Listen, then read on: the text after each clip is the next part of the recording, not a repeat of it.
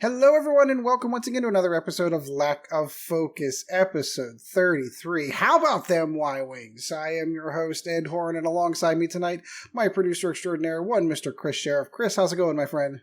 Good, thanks, Ed. So we have excellent news to report. We were hopefully going to have Sean back on the next episode. He is recovering quite well from his surgery, so our hearts go out to our dear friend Sean, who will hopefully be back on the show, although I am told he is locked up in WoW Classic, and I'm super jealous because I still find it difficult to pay $15 for a 15-year-old game. Well, it's not even like... I didn't want to get into this in our chat, but like, WoW's a shit game anyway. Just going to open with that, so take this opinion with a pinch of salt. I've tried to play WoW twice, bought a subscription, made a character, played it, then I tried to re-level him to get caught up again. But it's so dull. If you're not like properly raiding, doing everything, it's just... Yeah. I can't play it, man. It's so boring.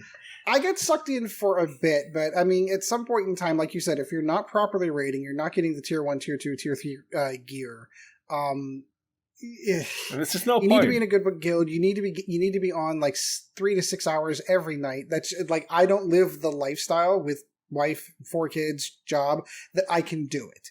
But that's why I was super excited about WoW Classic. I was like, oh, okay, I can put in like minimal amount of time, remember what it was like to play. Oh, wait. but that's it. But that's it, exactly, Ed. You're going to remember what it was like to play without the nostalgia and those rose-tinted glasses. You're going to go, there's no flying mounts. I have to walk everywhere. Yeah, because that came after Burning Crusades, yo. Yeah, but this is fucking bullshit. WoW on release was a terrible game. The fact that it was better than all of the other really, really terrible games doesn't actually make it a good game. My point being is because they released a version 1.4 15 years after the fact, I honestly thought Blizzard's been like, yeah, here, this is a gift to you. Because they did no work on it. They quite literally just fired up the old servers that had that old release on it and said, here, go play. But it's only free to play if you have a retail account. So it's not really free to play. You need to pay your $15 a month to play WoW, and who pays monthly fees to play games anymore? To then get access to the free-to-play. Like, if they'd have said $5 a month, I'd have probably done it. I'm not going to lie. Just for a few months, I would have probably done it. But, anyway, totally lack of focus. We haven't talked a single thing about anything right away. We can talk about those server wait times as well, man. Oh, yeah. Well, can't wait.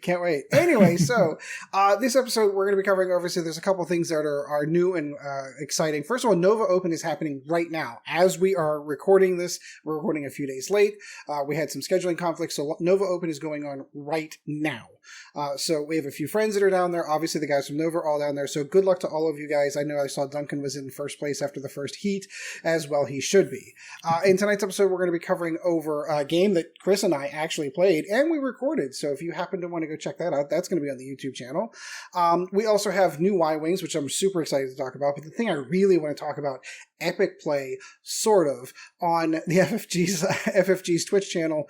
And we've got a good conversation on generics in the game. So let's roll right into Flight Deck. So I obviously only have one thing we can discuss, which it wasn't even a real game, but it was a real game. You wanted to prove a point to me, and you proved it successfully. 3 defenders, generic as they may be, in the game is broke as hell and should not happen. I just keep thinking back to if I do all of these things, you can't shoot me and I block the shit out of you. But I'm not going to do that. I'm just going to see if I can tank all of your ships shooting at one and losing a full health defender because I was a moron. And then still winning.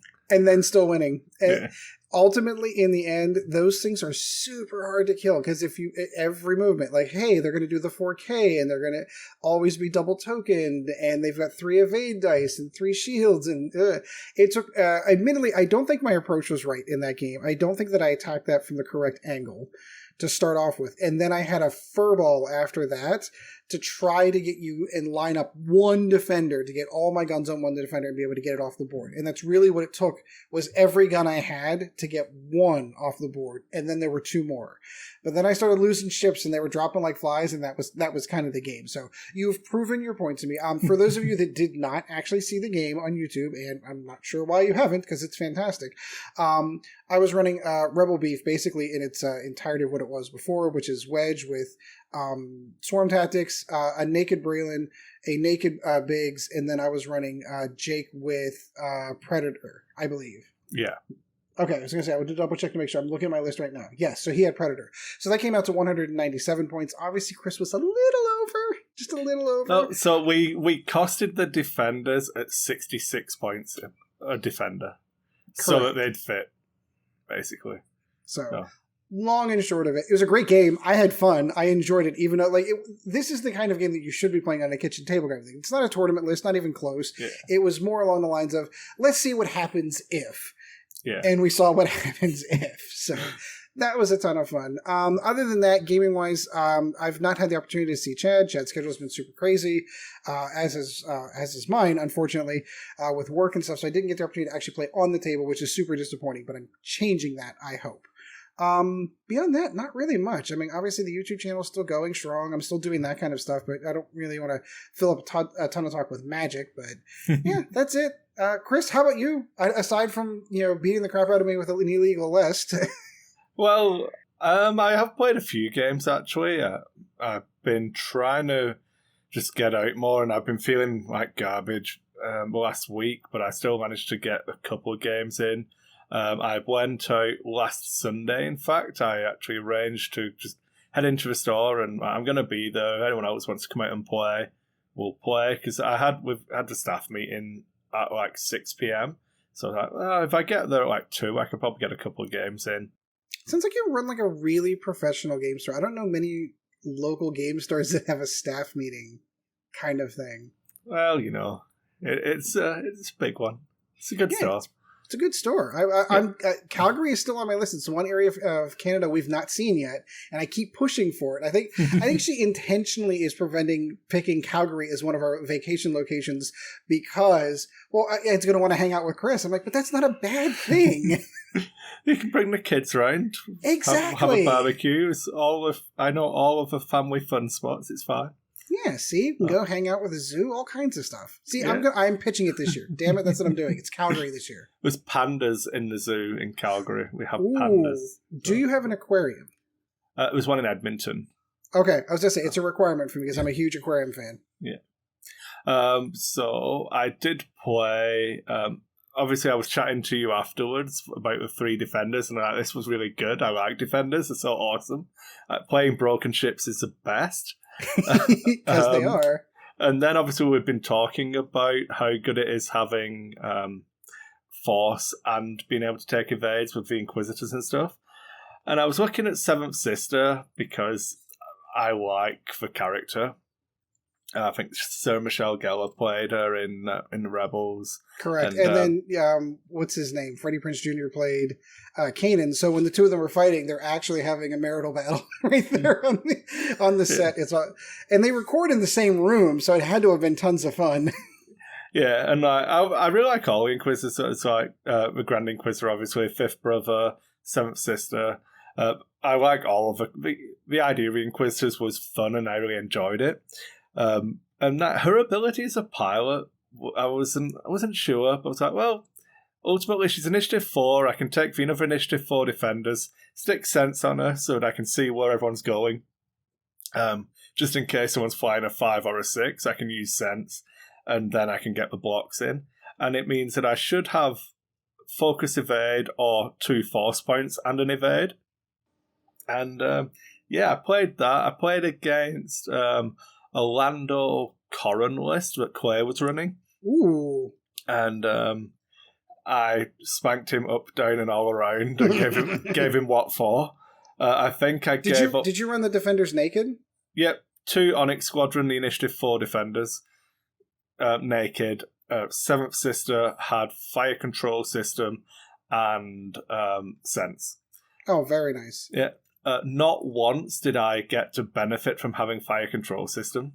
I either rolled like 2 blanks, so I had to spend a lock, or like 3 blanks because I was at range 1, and yeah, I never got to like, Lovely. I'm gonna keep that lock. It was always I'm gonna spend my lock. So that was sad times. But I did trigger her ability a couple of times where I wasn't going to be needing to use sense, because the key with it is it costs 2 force points to use her ability, and for those who don't know, her ability is that old crack shot. You spend 2 force and it cancels an evade result. Correct. And yeah, it's a hefty price for that. But my theory was it's a 2 dice attack, but so for a perfect instance, I rolled 1 hit against Lando, and he's got the Falcon title and has an evade token. So it's like he rolls, and it's like, okay, you rolled it, you re-rolled it because you're evading, you spent your evade. No, so he rolled two green. This is such a boring story. I hate these X-Wing stories. So he rolled 2 green dice against my 1 hit. He rolled an evade and a blank. So then he re-rolled a blank and got another blank. And I was like, "Oh, you're going to spend your evade? Are you? Are you going to spend it? Come on, you know you want to." And he didn't spend it, so I shotted it away. And then obviously he's got it. It was the right choice to not spend it, because then he's got the evade token to re-roll against the other 2 defenders, basically. Right. But still, yeah, you're getting damage through. That's what it's doing. It means like that 2 dice attack ship can plink damage through. But yeah, I got a relatively lucky shot on Corrin. I lined it up where I thought he was going to go, so he was out of range of sense in the turn. And I think I got like 2 shots at him and took 2 shields off him. So then he's got, I can't remember, I think it was R2-D2, so he's got the 3 regen. So he was bugging out, so all that let me do was focus on Lando.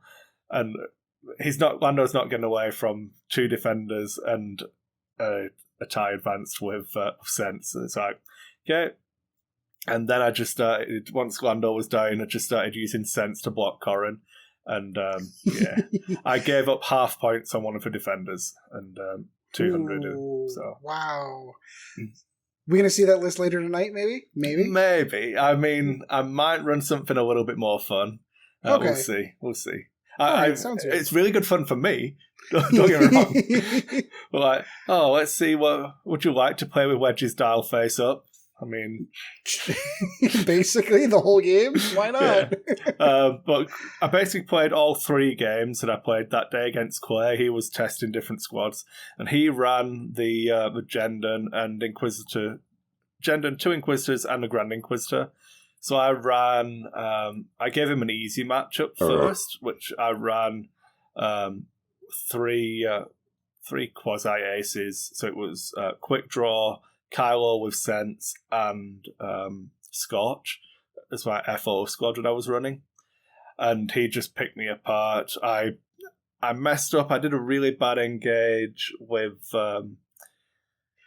Quick Draw. I should have turned out and just got out of there, but I was like, well, maybe if he doesn't come too aggressively, Quick Draw will be fine and I've got a good position.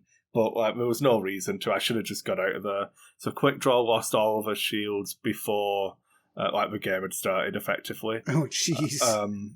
And then there's no coming back from that. He's got sense. You can't joust it with the aces. Concussion missiles. Once he had damage cards on me, started hurting. Yep. It was frustrating because I knew it was a hard matchup, which is why I wanted to play into it. But then I messed it up like the second turn, so I was just annoyed all the way through the game. So sorry, Clay, I was a little bitch and I was a bit whiny. I wasn't whining, but I wanted it over with so we could start another game. But I'm not gonna I didn't want to just handshake it because he wanted practice with a list. So I'm trying to do the best I could. But it was just like so the fire control system thing. He's got fire control on his Inquisitors, and they're like getting a hit, a blank, which will fire control into a hit. And I'm just thinking about the last game where I used fire, and I'm just like, just grow up, Chris. It's fine. Then I ran a similar Rebel list to one I sent you in our chat earlier today. It's a Rebel beefish style list. It's just Rebel good stuff. I went back to what I thought was good when the game came out for Rebels and just revisited it. So I've got like a basically naked Wedge, Nora in the Arc with Leia on board. Then I was running 10 Num because I wanted to not run Braylon. Even though Braylon's really good.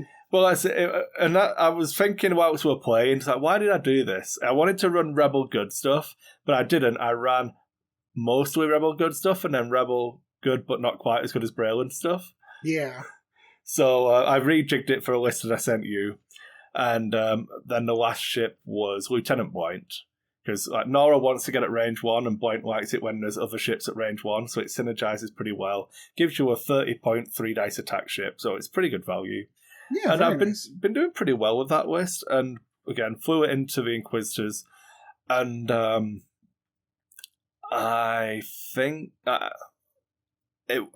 he won by 1 point, and he managed to get like a swing in the last turn of the game. So it was really, really interesting. I think I don't want to blame dice. I definitely made mistakes. I think I popped Leia a turn too early when I could have slow rolled a little bit more. I was overly aggressive in the first turn, which then forced me to have to keep that aggression going. Whereas if I'd have slowed my approach slightly and done the old counting to 11 type thing, it would have worked out better. So it's easy for me to blame my dice that like he got just enough damage to half point something, or I can't remember now, but he literally just got the perfect dice at the end to do it and won by a point. So that was frustrating, but again, if you bring it back, I definitely made mistakes at the start. So yeah, that led up into those dice rolls being the deciding factor. Yeah. And I think it kind of illustrated the point that so basically I just jousted into him. But I messed up in that only Wedge was at range 1 when we had the first round of fire. And I think if I'd have done 2 forwards in turn 1 instead of 1 forwards, everyone would have been in range 1, and I would have still had the old, jumping the range 3 band and getting straight into range 1. It worked out pretty well, but then I rolled my attack with Wedge at range 1 on the guy who just target locked and got like no damage. So I was like, oh, okay. Oh. So love it when that happens. My 4 ship shooting at 1 Inquisitor, I think I left him on 1 health. So he again got to K-turn behind me. And I killed him the next turn with a rear shot from Nora. But it was just another one of those, I kind of feel like variance-wise, I should have got that 1 ship. Yeah. And it's one of those ships, whenever you leave it on the board when it should have gone off, it then directs shots that you were planning to put somewhere else the next turn that aren't going there. But like I said, it's easy to complain about that variance, whereas if I'd have done those 2 forwards, every one of my ships would have had an extra die because they all would have been at range 1 of him. Apart from maybe Blount would have been at range 2, but you're talking about 10 Num getting a 4-dice attack instead of 3, Nora getting a 4-dice attack instead of 3. Pardon me. That probably pushes it through and kills the ship. So it's easy to blame dice, but this is a good lesson for you. If you actually sit down and analyse all of your choices, there'll be something that you did wrong. So. Oh, everyone makes mistakes every game, but sometimes they're more costly. Yeah. And then I played again. Remember last time we recorded, I was chatting about that intro game I did and how we were talking. And yeah, with the new guy. Yeah, so he was back on Friday nights, is generally a late night X-Wing night, and asked me for a game again. So I was like, yeah, I'll play again.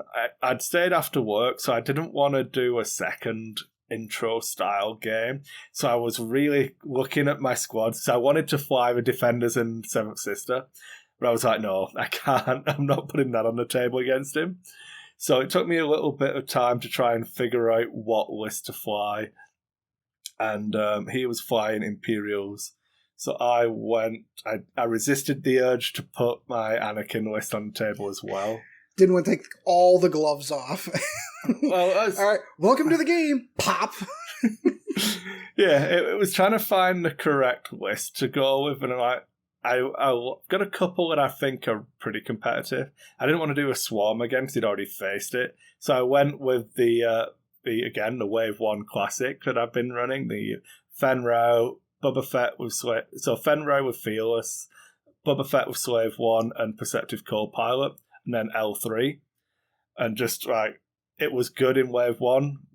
I'm pretty sure it's still good now. It's just still good now. Yeah. Did he improve his list at all, or did he run with the same list? Oh, yeah. He went with triple Imperial Aces. Ooh. So that's what I mean. I didn't want to run... I was going to run my Rebel list into him, but I'm like, it's a little bit close to if you land something in front of it. So I wanted to... He's got an easy kill on L3, and then it's initiative... I've got initiative 5, he's got initiative 5, he's got 2 6s, I've got a 6. So we then get to do some repositional stuff. So I messed myself up because I wanted to demonstrate early in the game exactly how coordinating red reinforces and then clearing it, and all of that worked. And I did the coordinate boost so that I could do a move after the boost and stuff like that. But it put me in a worse position than if I just played it normally. But it didn't matter. It was a teaching game type thing. Right. And it basically meant I had to fly over a rock that I didn't want to have to fly over. But I'd coordinated the focus anyway, and I was going to be at range 1 of some ships. I had my Bubba rerolls and 2 focuses, but the rock damaged me, so I was like, oh, sad times. But it went down. He killed L3, I killed Duchess. He killed Boba Fett, I killed Cynthia Fell, and then it was my Fenro against his Vader. And I was like, okay, the correct thing for me to do, because I'd already half-pointed his Vader. We were talking about it was 7 minutes left. But so it's 2-3 more rounds probably going through setting dials and stuff. Yeah. Yeah. Well, so no, he still had 2 ships that had not killed Fell yet. So it's so I've got the choice now. I can either pressure Vader, but Vader had taken the Ion crit. So I'm going to break off from Vader, go and kill Fell. Did that. And then it's so now it's 1 round, maybe 2 rounds left. I'm up on points. So what I should do is herd 2 away and boost, and then Vader can't catch me because next turn I can 5 forwards and boost again. And then you literally can't fast enough with Vader. Yep. But I was I'll do the Talon roll and we'll shoot each other and we'll all have a laugh. Yep. And then he got 2 damage onto Fern. So he's on 1 hit point left. And then I rolled my dice and just got all 3 hits and just annihilated Vader. I was yep, okay, there we go. It was close. It was close. Feels better. Yeah. It's getting that balance right of you don't want to give him a gimme game. He wants to improve. He's going to a tournament tomorrow, his first tournament. Oh, good. And so talking through everything I was doing, why I was doing it, talking about his choices as well. So the first couple of engagements, I was it put Daredevil on Cynthia. And I was okay, we'll run it. It's fine. Do what you want. So, well, if you can Daredevil to get there, or you could just stay where you are, evade, barrel roll, get me in bullseye, and then you've got your focus evade. And yeah, you're not getting a range 1 shot at me, but I'm not getting a range 1 shot at you because I've still got 6 health left on Bubba. So you're not going to kill me. And then it's do you want to spend your focus on offense for 1 extra hit? It doesn't kill me. It's not a guaranteed kill. It's yeah, I'm going to spend it. So I shot him back, got 3 hits, and then he rolled 3 natural evades. I was doesn't illustrate my point. But it actually is a really poor way of generating my point. But yeah, confirmation bias. You made the right decision. But just talking through though, and it's not a stupid guy. We were talking about it and going through. It's I did the same thing with Fen. I talked through the math of why I was doing it and everything. It's I can kill Duchess here if I spend my focus, because she had like 2 health left. I rolled 2 hits and a focus. I'm like, well, I can spend it, but if I don't kill her, Duchess gets to shoot me back. And he's got Fifth Brother on Duchess, so can put a crit on me. So it was worrying. It was pretty not fun, but sounds like he's getting it though. It sounds like he's really, really wrapping his head around it. Yeah, it's doing a lot better, and it's not an easy list to fly. But it was like he was talking about, in this game it felt like Duchess didn't do anything, so maybe I should drop her. I was like, well, you've got 3 ships, so all aces. One of them has to die first. So you're always going to feel like one of your ships didn't do anything this game if you're trading a ship for position or trading a ship for damage, which was the style of play he was going for. And fair enough, it might not be the correct high-level play that you need to win tournaments, but you'll win games, trading a piece here for position there and stuff like that. So, I don't know. He enjoyed it anyway, so that was the main goal accomplished. Good. Any other games you want to cover over? Any other stuff you want to cover over? I've played a couple games of Infinity. I've not played Infinity for a year. Oh my god, that game's still around? It's going into a 4th edition next year. Really? Yeah, it's really good. I really like it. I ran a tournament last Saturday, and that's when I got to play. I did the same thing I do for X-Wing. I offered to play the person who's got the buy, because Infinity is more of a more intensive game than X-Wing. You've got no downtime at all, because whenever your opponent's moving, you've got to be checking for your AROs and all of that stuff. It's pretty demanding, so sometimes the player will actually take advantage of having the buy, and they'll just chill out and relax. But I got to play 2 games. I actually won a game with my Blizzard Force army. Ooh. So what they did, Infinity works by having like secret information and stuff like that, but then they printed these fixed army lists where you got to take stuff that didn't normally go together, and they were like themed lists. And I really wanted to do a painting for one of these forces. It was over Christmas, like 2 years ago. So I didn't finish the painting. It's still not done.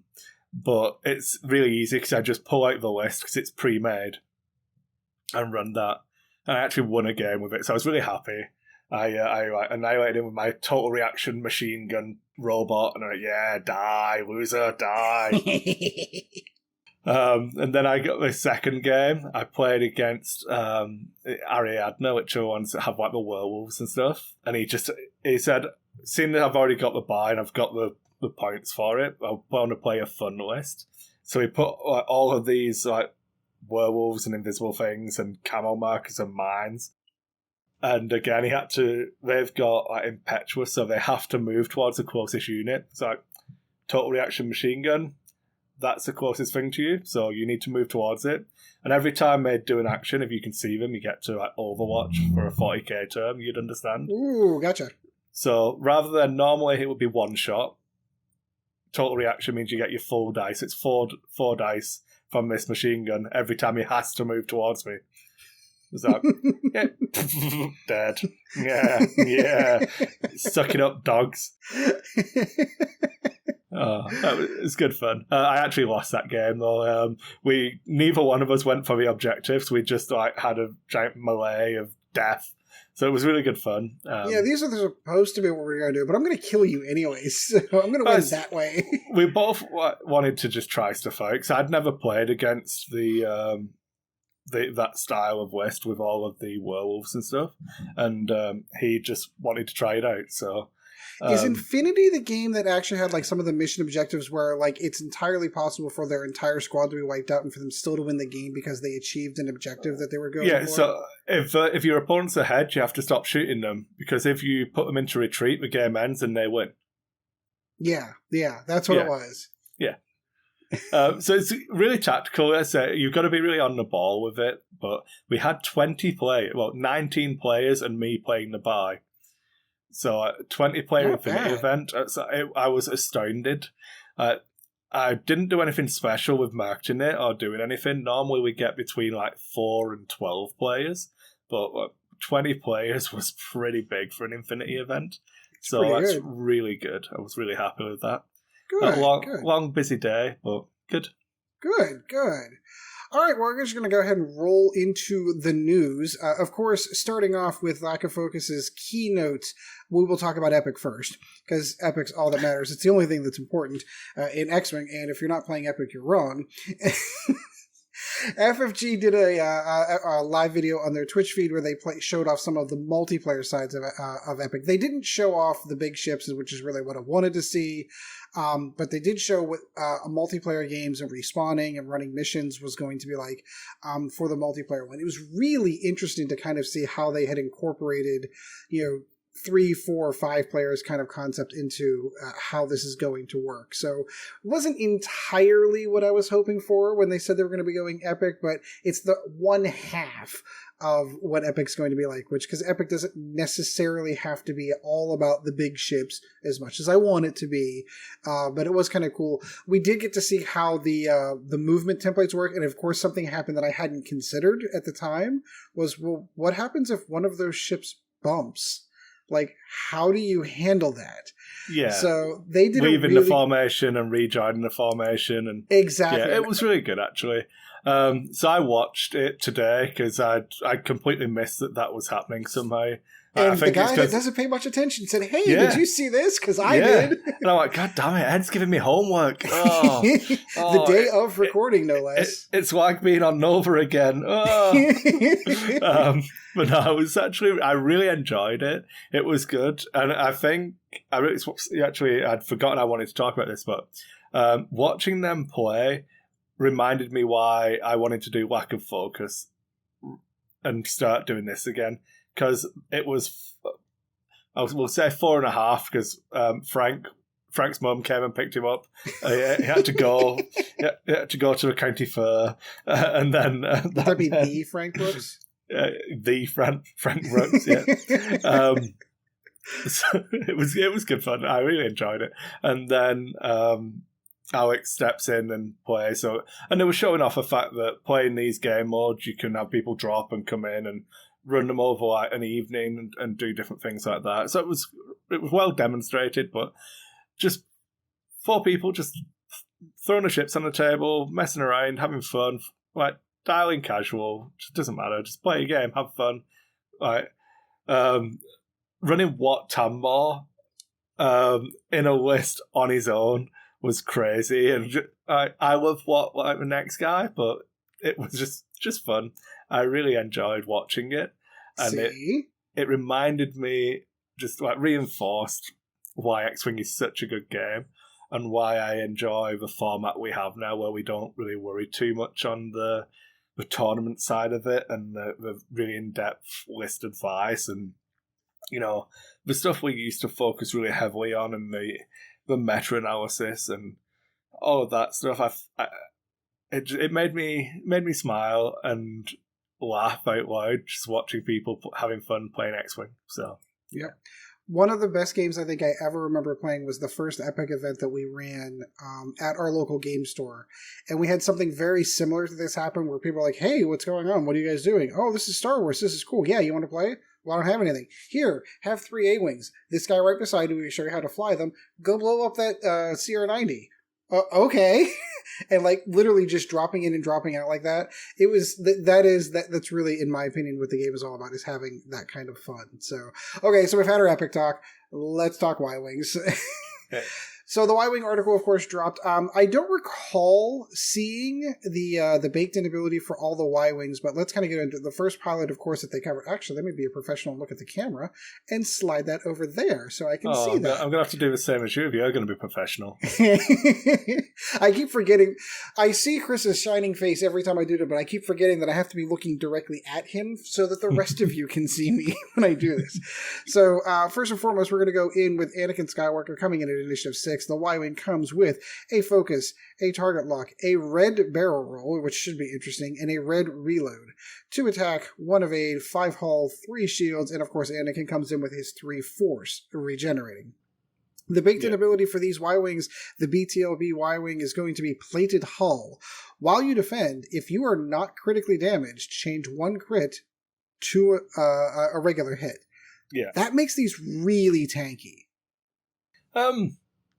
I can't remember if we did touch on it, or if maybe I just did a YouTube video myself about it. But yeah, it's good. It's It feels like Chewbacca light. Like, I remember how, like, the original Chewbacca from 1.0, for, back in covered wagons and, black and white TV days, like, he couldn't take crits.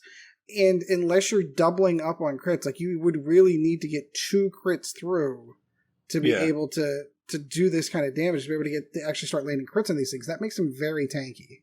The thing to look at, though, is like the dial and stuff as well, because I believe the dial is worse. Yeah. Okay, so I've got it in front of me. So it has the best move in the game, in my opinion. It's got a blue 1 straight and 2 white 1 banks. No turns, of course. That's what's different. The 1 banks on the Rebel Y-Wing are blue. Correct. It has everything in the 2-band range in white with a 2 straight and blue, and that is all of the blue that is on this dial at all, is the 1 and 2 straights. It has everything in the 3 range except for the 3 turns are red, the 4 straight is red, and the 4 choreograph is also red. So you're right, the dial is worse, considerably, than the Rebel version of the ship. Yeah. And I think that should indicate that it will be around the same points cost as a the Republic and Rebel and Scum Y-Wing should all cost about the same for the initiative values, just because I think the loss of that blue does make up for having some form of ability for the armor plates. Yeah, I think it kind of evens out. I didn't actually cover over Anakin's special ability either. After you fully it's the same as his. I was going to say, just make sure we're on the same page. It is his same ability. All right, so the next thing that came up on this one, I don't recall seeing precognitive reflexes before, but I could be wrong. No, we've not seen this before, or the internet wouldn't have had as big a meltdown as it did. Because I'm looking at this going, wow, that's pretty good. So precognitive reflexes for small ships only. It is not restricted by faction. After you reveal your dial, you may spend 1 force token to perform a barrel roll or boost action. Then, if you performed an action that did not have on your action bar, gain 1 stress token. So basically, you're gaining a red barrel roll or a red boost on a Y-Wing. Obviously, it's coming in the Y-Wing, but this is any ship. This can be any ship. If you do, you cannot perform another action during your activation, just for the record. So, this is going to giving boosts to ships that don't have boosts. Yeah, so the comparison here is obviously supernatural reflexes, where the differences would be that supernatural does the same thing. If you have a boost or a barrel roll, but you don't have it on your action bar, you take a damage. Correct. This one just gives you stress. Strain. Oh, strain. I'm sorry, I misread that. I apologize. Yeah, and I did the same thing. Chris Allen mocked me in the Discord thing that we're in, and learn to read. I was like, yeah, sorry, Chris. But yeah, it gives you a strain. So it's like hardly any cost at all if you use this properly, which we'll get to. And then this has the other comparison is to advanced sensors, because it's a pre-dial action, but then you can't perform any others. But advanced sensors doesn't add the action to your action bar. Like this one lets you do it when you don't have it. So if this is less than 10 points, like anyone who thinks this should be less than 10 points is just wrong. Correct, considering how high supernatural is. Yeah. And it's probably going to be scaled, just like it is with everyone else, based on initiative. Yeah, it has to be. I mean, Supernatural's 32 points on Anakin. Yes. So this one has to be. It 35? Has to be. I think it will be cheaper. Really? Yes, because of the limitation on the number of actions you can do. Yeah. Okay. Fair argument. So yeah, because the big one is like Vader. You used to be able to use this one to boost and then Vader into a barrel roll, then do your move, then do your actions, or you could use it on Kylo, where you could barrel roll into a boost into a barrel roll with the ship ability, then clear the stress and get a third action. Because this shuts down any other actions in your activation, it is worse. But, like, oh no, I took a strain. Well, let's be honest. If you put this on Vader, you're not taking a strain and getting shot.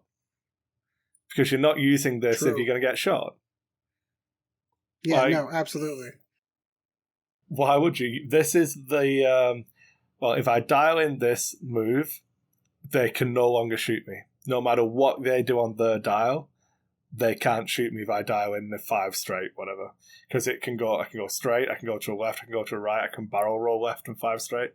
You know, the number of positions you can be in, blah, blah, blah, all of that. We had this conversation on Supernatural and why it was a bad thing and the handbrake hand discussion, all of that.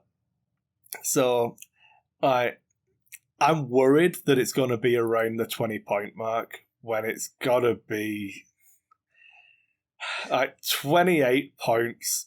20, and you're talking on the high initiative pilots, just to make sure we're on the same page. Yeah. Okay. I'm comparing it directly to putting it on Vader as Supernatural. So I'm going to have to check how much is Supernatural on Luke and Kylo. Because that's the other big one. Supernatural on an initiative 5 is 24. Oh, see, that gets more annoying. So 28, 20. Yeah, I could see it at 20 points on initiative 5 and then dropping down from there. Yep, I could see it. But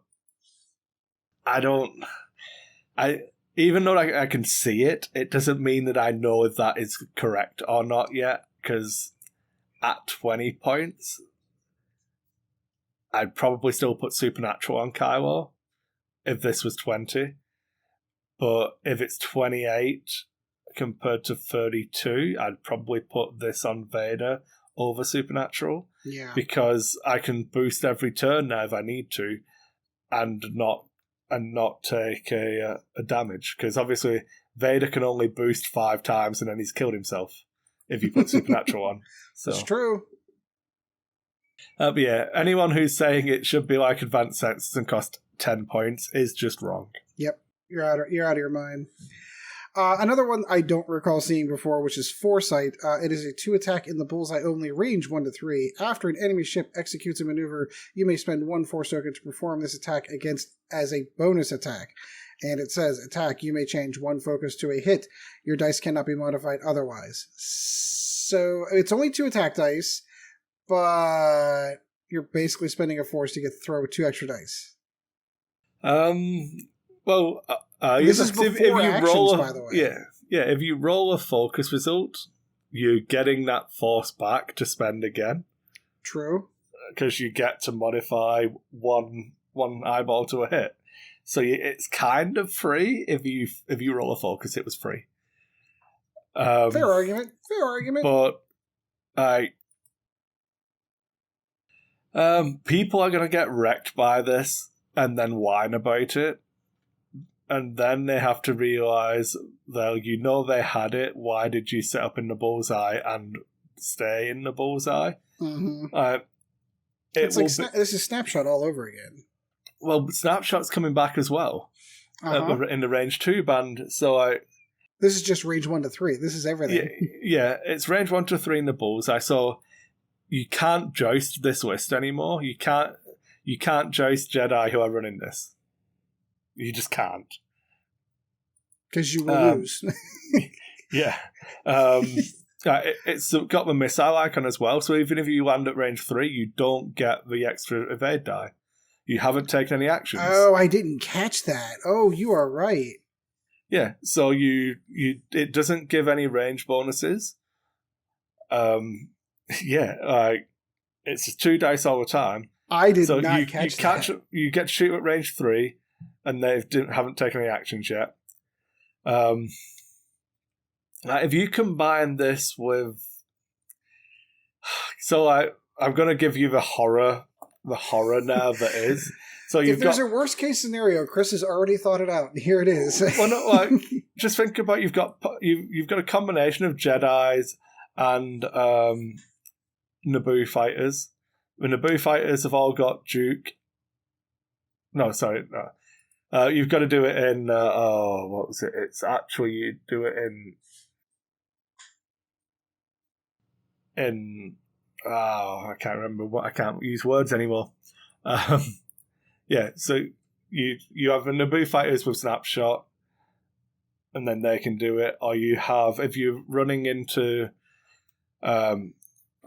rebels, that's the word. Why can't I think of the word rebels? I don't know. It's a good question.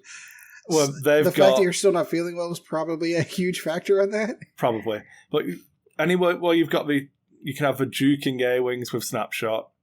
Mm. And, all of that kind of stuff just feels bad.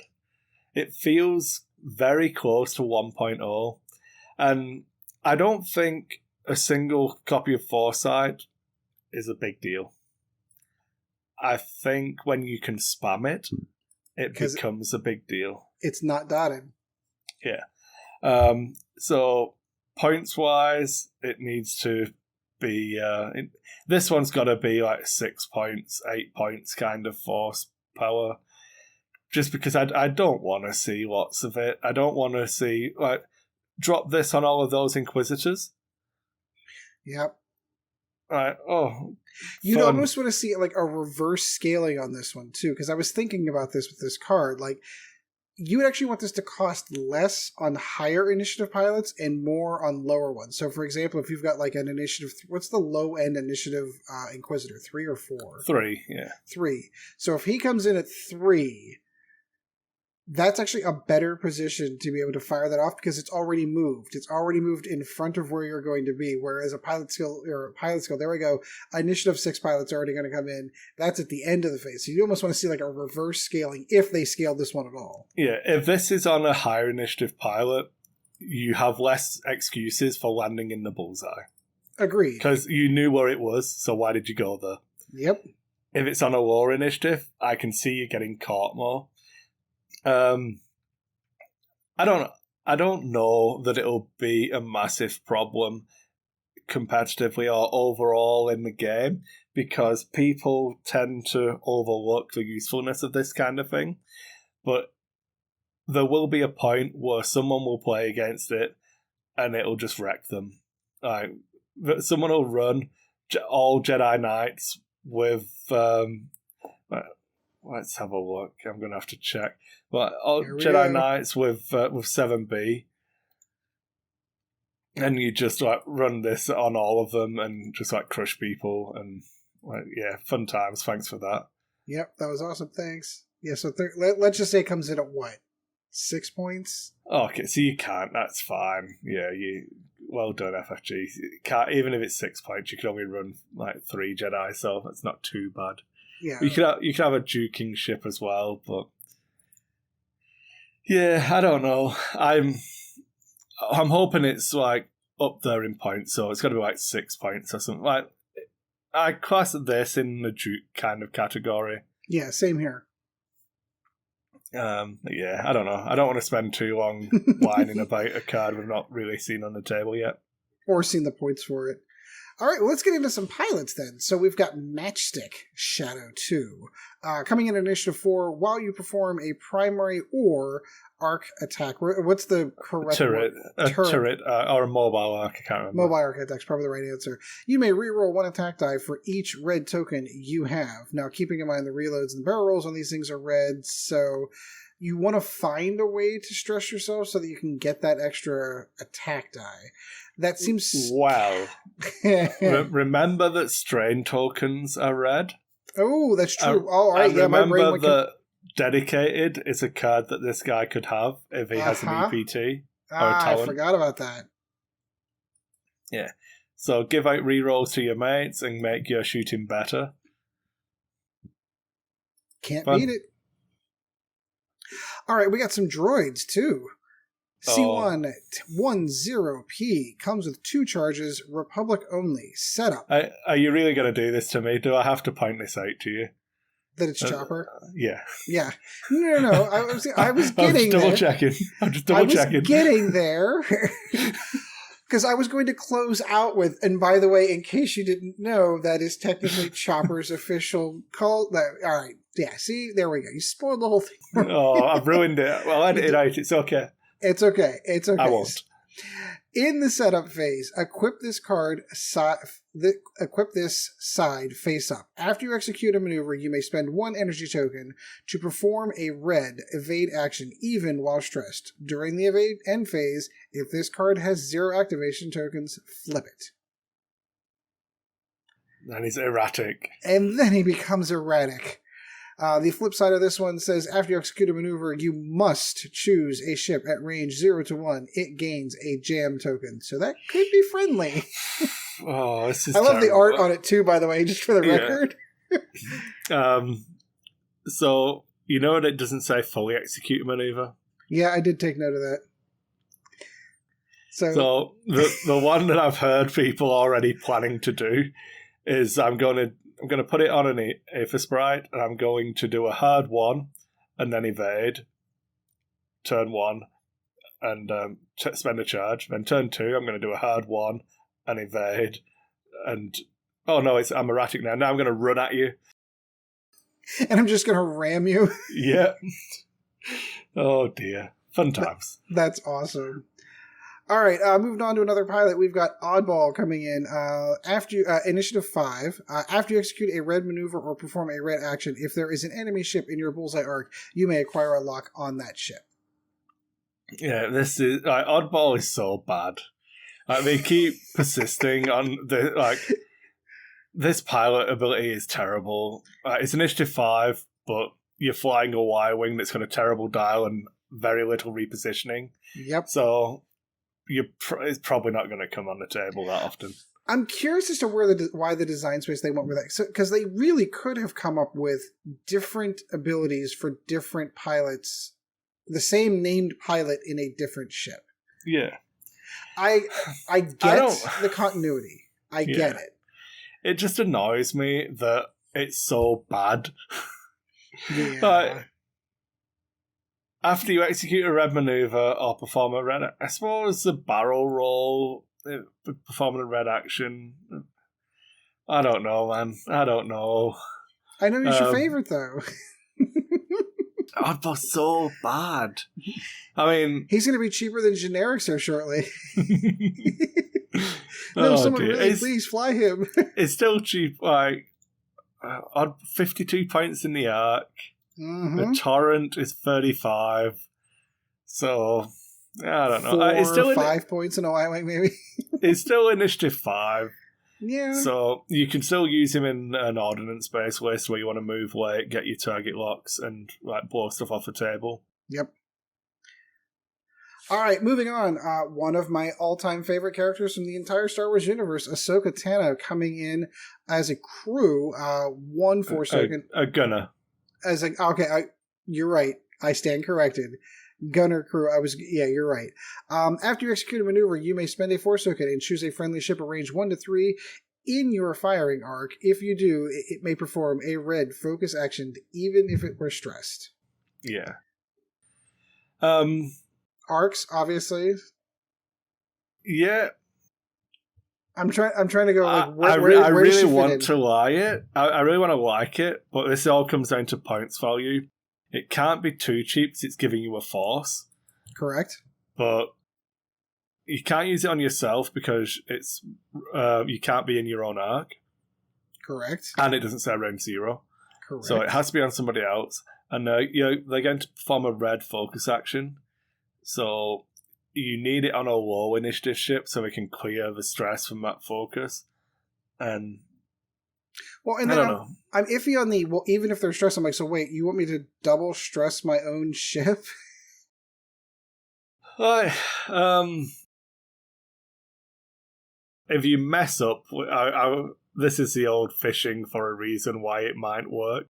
But if you mess up with Anakin and try and use ability and can't clear the stress, and there was no one in range or bullseye, and you needed the action to try and protect yourself, it kind of might be okay. There'll be cases where you might do it even while stressed, but yeah, maybe. it's a spend a force to coordinate instead of anything else. Correct. And again, It's after you execute a maneuver, not fully execute. So could slam in, could bomb. Yeah. All right, so they gave us ion cannon turret again. We've had that since the beginning of the game. It hasn't changed. Moving on. This one really surprised me when I saw this one. R2-D2. That's right. We've got him as crew. We've got him as in other locations, but now it's R2-D2, the pilot, in a Y-Wing. I'm pretty sure I remember this episode of Clone Wars. But... coming in, obviously, with a calculate instead of a focus, to make sure that we're clear on that. At the start of the engagement phase... Sorry, I just read his subtitle for this one. Bucket of bolts. Oh dear. At the start of the engagement phase, if there is an enemy ship in your rear firing arc, gain a calculate token. So they have this cool little graphic in the art, because we're going to cover over C-3PO here, or we should probably do both, because there really are both of them at the same time. C-3PO crew card as well, also with a calculate token, basically does his same ability that he does. While you defend, if you are calculating, you may reroll a defense die. After you perform a calculate token, gain a calculate token. So they have a scenario with R2-D2 where it does a calculate action, has someone in its rear firing arc, gets a calculate, and then has another calculate from C-3PO. So it's got 3 calculate tokens sitting on it, which is pretty insane when you get down to it. Yeah, it's good fun. The really fun thing about it as well is it's obvious that they're playing around with the different slots. So it's like, well, if we make R2-D2 a pilot, he's going to be in the astromech slot, so this ship can't have an astromech slot. But then there's no one flying it, so we can put C-3PO in it like he's in the cartoon, and then he can be a crew. There you go. Yeah. So that makes me wonder, is his particular Y-Wing going to have the crew slot? Yeah. And then no other Y-Wing's going to have it. That makes perfect sense. You would have to think it would work that way. It has to work, because C-3PO is a crew, and there's no other way of putting it on. So the pilot seat of R2-D2's Y-Wing is a crew slot. Yeah, just for that Y-Wing. I love it. Yeah. I love it. It's Absolutely. Good fun. I like it. Proton bombs. I think we've seen proton bombs before. So yeah, and we've done electro proton bomb. Yep, so fun. We've seen both of those. We got Goji. That is going to be the payload specialist. Coming in at Initiative 2, when a friendly ship at range 0 to 3 defends, it may reroll and one additional... Try that again. It may roll 1 additional defense die for each friendly ship, bomb or mine, at range 0 to win 1 on it. So you're slamming into your buddies to help give them an evade, like you're nudging them out of the way kind of thing? So it doesn't say ship, it just says friendly bomb or mine. Oh, okay, I missed that. You're right. So you've got a range 3 bubble of you. So you pick a ship within range 3 of you, and then that ship measures range 1 around itself for friendly bombs and mines. And that's how you figure out how many additional dice it gets to. Oh, okay, gotcha. I totally misunderstood that one. Thanks for clearing that up. Yeah, so this guy, technically... probably doesn't want the bombs on him. You want the bombs on the other ships so that they can go drop their bombs with delayed fuses. So they're still around in the activation phase and they're still around in the engagement phase so that you can benefit from it. Correct. So there's a whole bunch of other pieces that go into this to make it kind of work. Yeah. There'll be some weird and wonderful way of abusing it, but it's not the pilot I was looking for. Nope. They already cover over delayed fuses. I think we've seen those in the past. Yep. We've also got broadside. Initiative 3, while you perform a rotating arc attack, if your rotating arc indicator is in your port or starboard side, you may change 1 blank result to a focus result. So this is closer to a pilot I'm looking for. Yeah, I agree.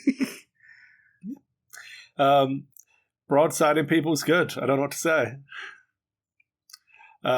What they need, though, so this is the problem that I have. Right now, to the best of my knowledge, we only have, 2 turrets in the game? The ion turret? Yeah. And a dorsal, yeah. You need a good turret. Don't get me wrong. Ion's good. Ion's it's only good. 5 points, which is like 2.5 points in old money. I know. But it just doesn't have the oomph. Like, you see explosions going off in the art. I want something with a little bit more oomph for a turret. Yeah. But I'm sure that's going to come, and when that comes, Broadside's going to become really good. A dorsal, if you're Maybe. range 1 of people, because when we get a range bonus from the turrets now as well. So ions are super good at range 1. 4 dice into people is definitely giving them ions. Yeah, it's giving... So there's that moment in the game that you're going to be like, man, I wish I was pushing damage through. It's cool that I'm putting ions on him. I know where he's going to be next turn, but I needed him off the board. Yeah. One thing I did want to point out with this guy is that people are talking about using him with Sinker in a Sinker Swarm. It doesn't work I can see that. because Sinker is when you're performing a primary attack, and that's the only way to get a rotating turret on this shit on a Y-Wing is to take its turret. So it's not a primary, so it doesn't work. So it doesn't work.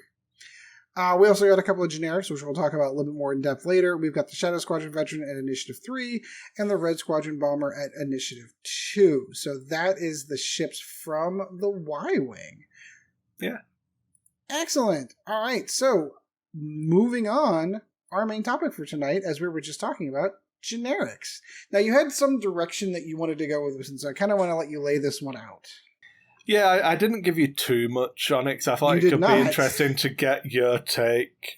Basically, I was chatting, we were watching, so I was watching day 1 of Nova, and Travis Johnson was on stream in his playing game. If he whoever won that game made the cut for day 2. And he was flying a really interesting Separatist swarm, 8 ships. No energy shell charges. Ooh. And Starslinger 72 from the Scum and Villainy podcast was chatting, and he was saying, I don't know why he's gone for Initiative 3. So I was like, well, I go for Initiative 3. I really like it. It's really good into a lot of matchups and doesn't actually hurt you that much. Points-wise. Well, points-wise, so that's where he was going with it, but basically, I'm talking like pure initiative value, even if it were the same cost. Oh, okay. If you take points cost out of it, you get benefits going into Scum Swarms, you get it going to Rebel generics, because Rebels tend to sit at Initiative 2 and 4. Imperials have 1s, 3s, and 4s. Mm-hmm. Scum have got 1s and 2s, and then 3s and 4s. Scum are a bit weird because they do all of them. Yeah. And it's that's part of what I wanted to look at, like where the different factions sit and why you want to consider different initiative values. So against half of the field, if you pay the points and the other person doesn't, you benefit. Yep. So, and I think 1 to 3 is a good jump, myself, personally. No, and so there used to be a time when generics actually dominated the game of X-Wing, and actually paying points for a skilled pilot didn't benefit you nearly as much as throwing dice on the board. Yeah. So if you take it from that perspective, I get to shoot before you. I can take your ships off the board before they ever get a chance to roll any dice and ever become an effect in the game. So in that instance, in those that thought process, it allows you to get above and fire those shots off. Now, it does leave you vulnerable for, of course, blocking by lower initiative pilots, but I can definitely see the argument for spending those extra points. Yeah, and I think the hangover of not spending those points is definitely from a first edition mindset. And I remember chastising you and Chad when we restarted this before second edition was actually out, or when we were still really new into it, about having to take those first edition goggles off. And I want to focus specifically on the vultures for now, because I think it's the easier of the examples, and we'll throw in some of the more complex ones as we move on. I don't want to stay on the topic for hours, because you definitely could, analysing all of the different things, but Trade Federation drone is 19 points. Yep. Separatist drones are 21. So we look at Travis's list. He had one of the Belbelabs, 6 Separatist drones, and 1 Trade Federation drone for an 8-ship list. I respect that. The point, I think you're still that. muted, Ed. Sorry about that. Yeah, I was professional. I vaped and then hit the mute so Chris wouldn't have to listen to it, and then I screwed up. Sorry. No, I respect that. That's what I was going to say. I respect the large swarm kind of list. Yeah, and then so the point was made against it was, well, if you drop them all down to Initiative 1s, you're freeing up points for either the Dark Eye Probe droids and some energy shell charges or some Discord missiles. Mm-hmm. It's like, well, energy shells are what add punch to a list, so we'll go with that. If you drop it down, you're getting back 10 points, so you can get 2 energy shells in there. But then if you're facing 7 ships, and 2 of them have got energy shells, and they're all Initiative 1. Guess which ones are going to get shot first? And the vultures. Yep. So you're not actually gaining an energy shell charge. You're not getting 2, you're getting 1 at most. Probably, maybe. They might both die because they're still vultures. Yep, this goes back to one of the original, very first lists that I ever played in 1.0. I used to always run Obsidian Squadrons and not Academy Pilots. For that reason. For that exact reason, was that I'm going to get to shoot your ships first, so I don't care how many rerolls Howrunner's going to give you, yours are still going to die first. So I'm willing to make that exchange for that. Yeah, so 12 points. 12, you could get... Let's look. How many points is it for... Yeah, energy shells are 5. Yeah. 5 apiece. So you could get 2. You could get 3 lots of Discord, but I don't rate Discord as an offensive tool. I think neither do I. They're decent for control. You could get more landing struts because he had 5 of them with landing struts. Oh, really? Yeah, really. You should find the game on Gold Squadron. It was really good fun to watch. I am going to have to check that out. And so hold on, let me build this list out. So he had what? He was running 5 Vulture droids, or 5... So you want 5 of the Separatist drones with landing struts, 1 Separatist drone with nothing, 1 Trade Federation drone with nothing, and a Captain Seer, and you take the tactical relay we keep talking about and never actually field. Crackshot... No, sorry. Seer's a crackshot guy. It is... TA-175 is your tactical relay. And then you've got points left to do title. Yeah, this is really good. I can see this. Yeah. So you basically joust things and kill them. Yeah, and you have the initiative on them. Yeah, you've got plenty of points left over for that. Yeah. But if you don't take the step up, you're not getting more ships. You're getting more toys, but I think that it's worth a gamble in this instance, and this is where I wanted to start going back and some previous conversations we've had and get your take on it. So I'll finish laying it out, and then we can start discussing which one you think is correct and which one. But then we can look at the counterpoint to a Separatist would be the Republic. And that we spoke about the V19s, like those first games we played when they were first out. The 25 points for a Gold Squadron, jumping up to 28 points now after a points change to a Blue Squadron. So you're paying 3 points to go from 2 to 3, but get an EPT. Yep. And that is something where I would tend to stick with the Gold Squadron in that instance, unless I wanted a specific EPT for a specific reason. But then I'd probably be looking at a named pilot with a decent ability and also an EPT. Yeah. So that's where I wanted to get some input and get your thoughts and then put it out there for other people to think about and discuss. But give us feedback, comment on Facebook, send us messages, or just, talk to yourself in the car about how wrong Chris is. All of those options are fine. But where you think, so the Vultures pay 2 points to go from Initiative 1 up to Initiative 3. Correct. But don't get an EPT. Correct. But then you're going... Torrents, 2 to 3 for 3 points. but get an EPT. So we can go. I don't want to go through every ship. Those were the two. The main points of the argument. Yeah, no, I see where you're going on that one. So you're right. Obviously, this 3 points to go up, if it's just for the initiative bid, isn't necessarily worth it for the V19s. You'd only want to do that if you wanted to crack open the pilot ability. What am I thinking? The dedicated. Yeah, exactly. Dedicated is probably the example that I would give that is good, but I'd be more tempted to take it on an arc or something. I would find a different platform for it, probably. Yeah, the V19 might not be the best one for it.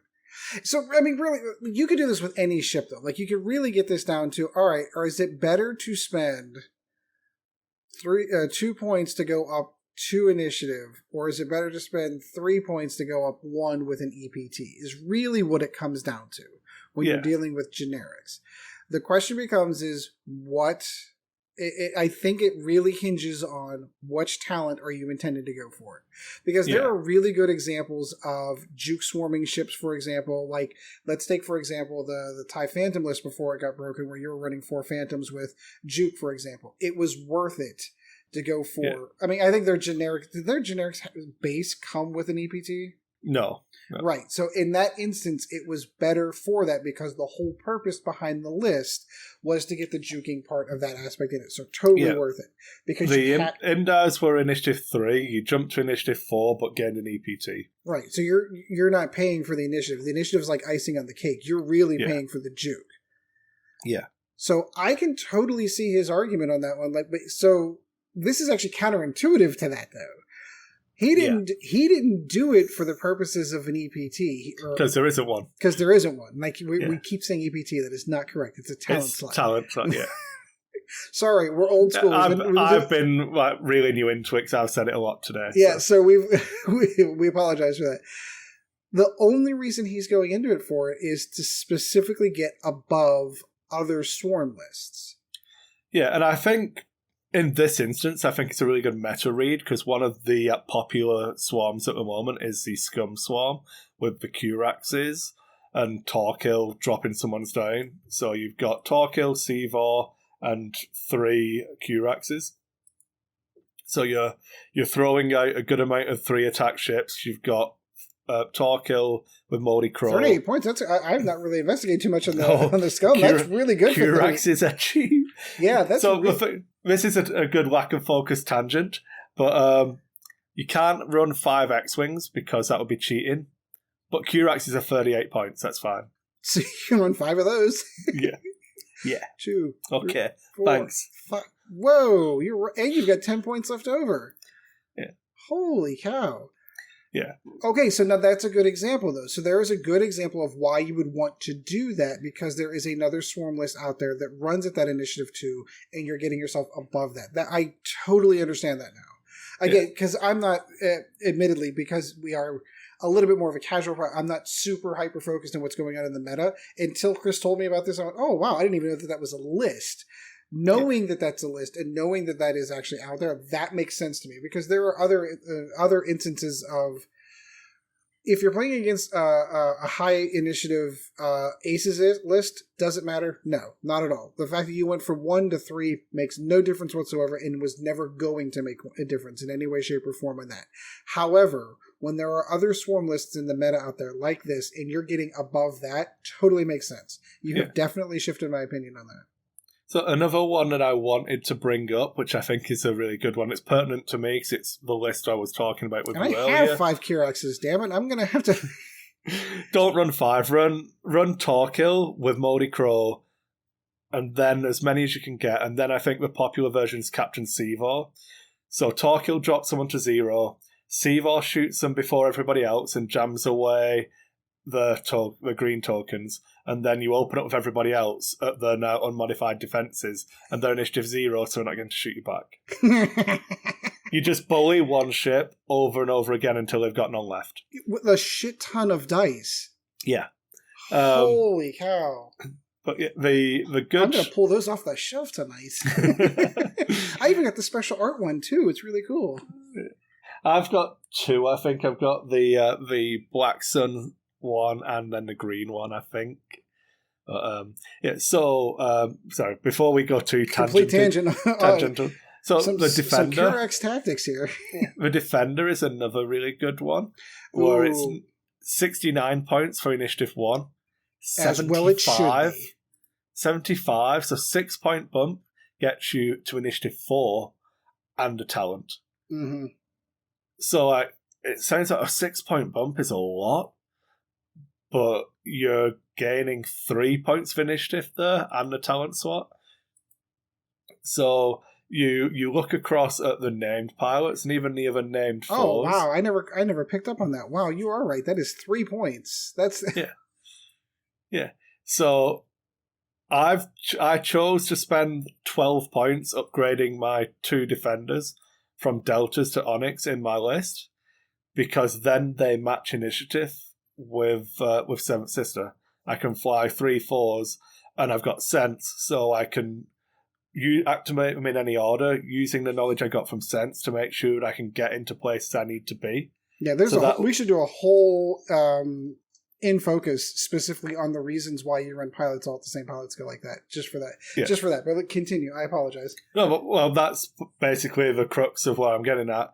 That you've got to factor in the rest of your squad as well, and if getting that parallelly that equal initiative value is going to be advantageous.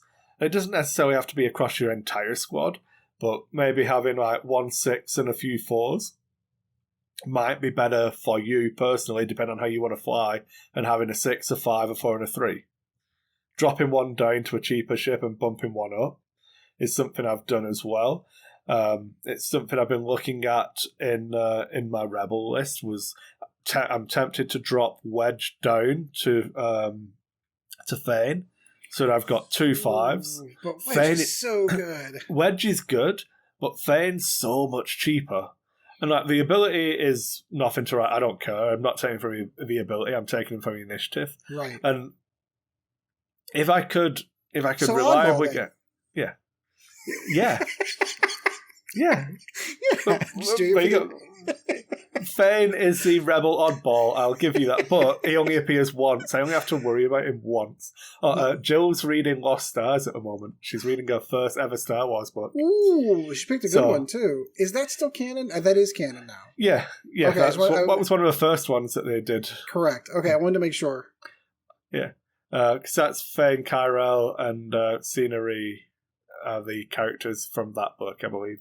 Correct. I've still not read it yet. I couldn't get past the do I want to read Romeo and Juliet in space? I don't know. That's okay. I've got a confession. I still haven't read the 3rd book in the Aftermath series. It's fine. It's better than the first couple of paragraphs of Aftermath, because it doesn't all read like that. But anyway, that's another tangent. So yeah, I don't know. So basically, I want to roll it back around and try and get back on topic. Mm-hmm. So, generic initiative values, what you consider when you're looking at taking them. So, to summarize, I'll put my points and then you can counter and add anything you think I've missed. Of course. But I think you've got to look at the initiative values across your entire squad, and if it makes sense for other reasons to either bump it up or drop them down. Access to specific talents, if you need that talent and this is the most efficient way of getting it, and then obviously the pure points cost of it, of like what's the cheapest. Okay, so the other counterpoint to that I'm going to put in for that is, all right, so I'm taking I know we're more casual on this show, but I'm assuming that we're taking this in an instance of I'm going to a tournament.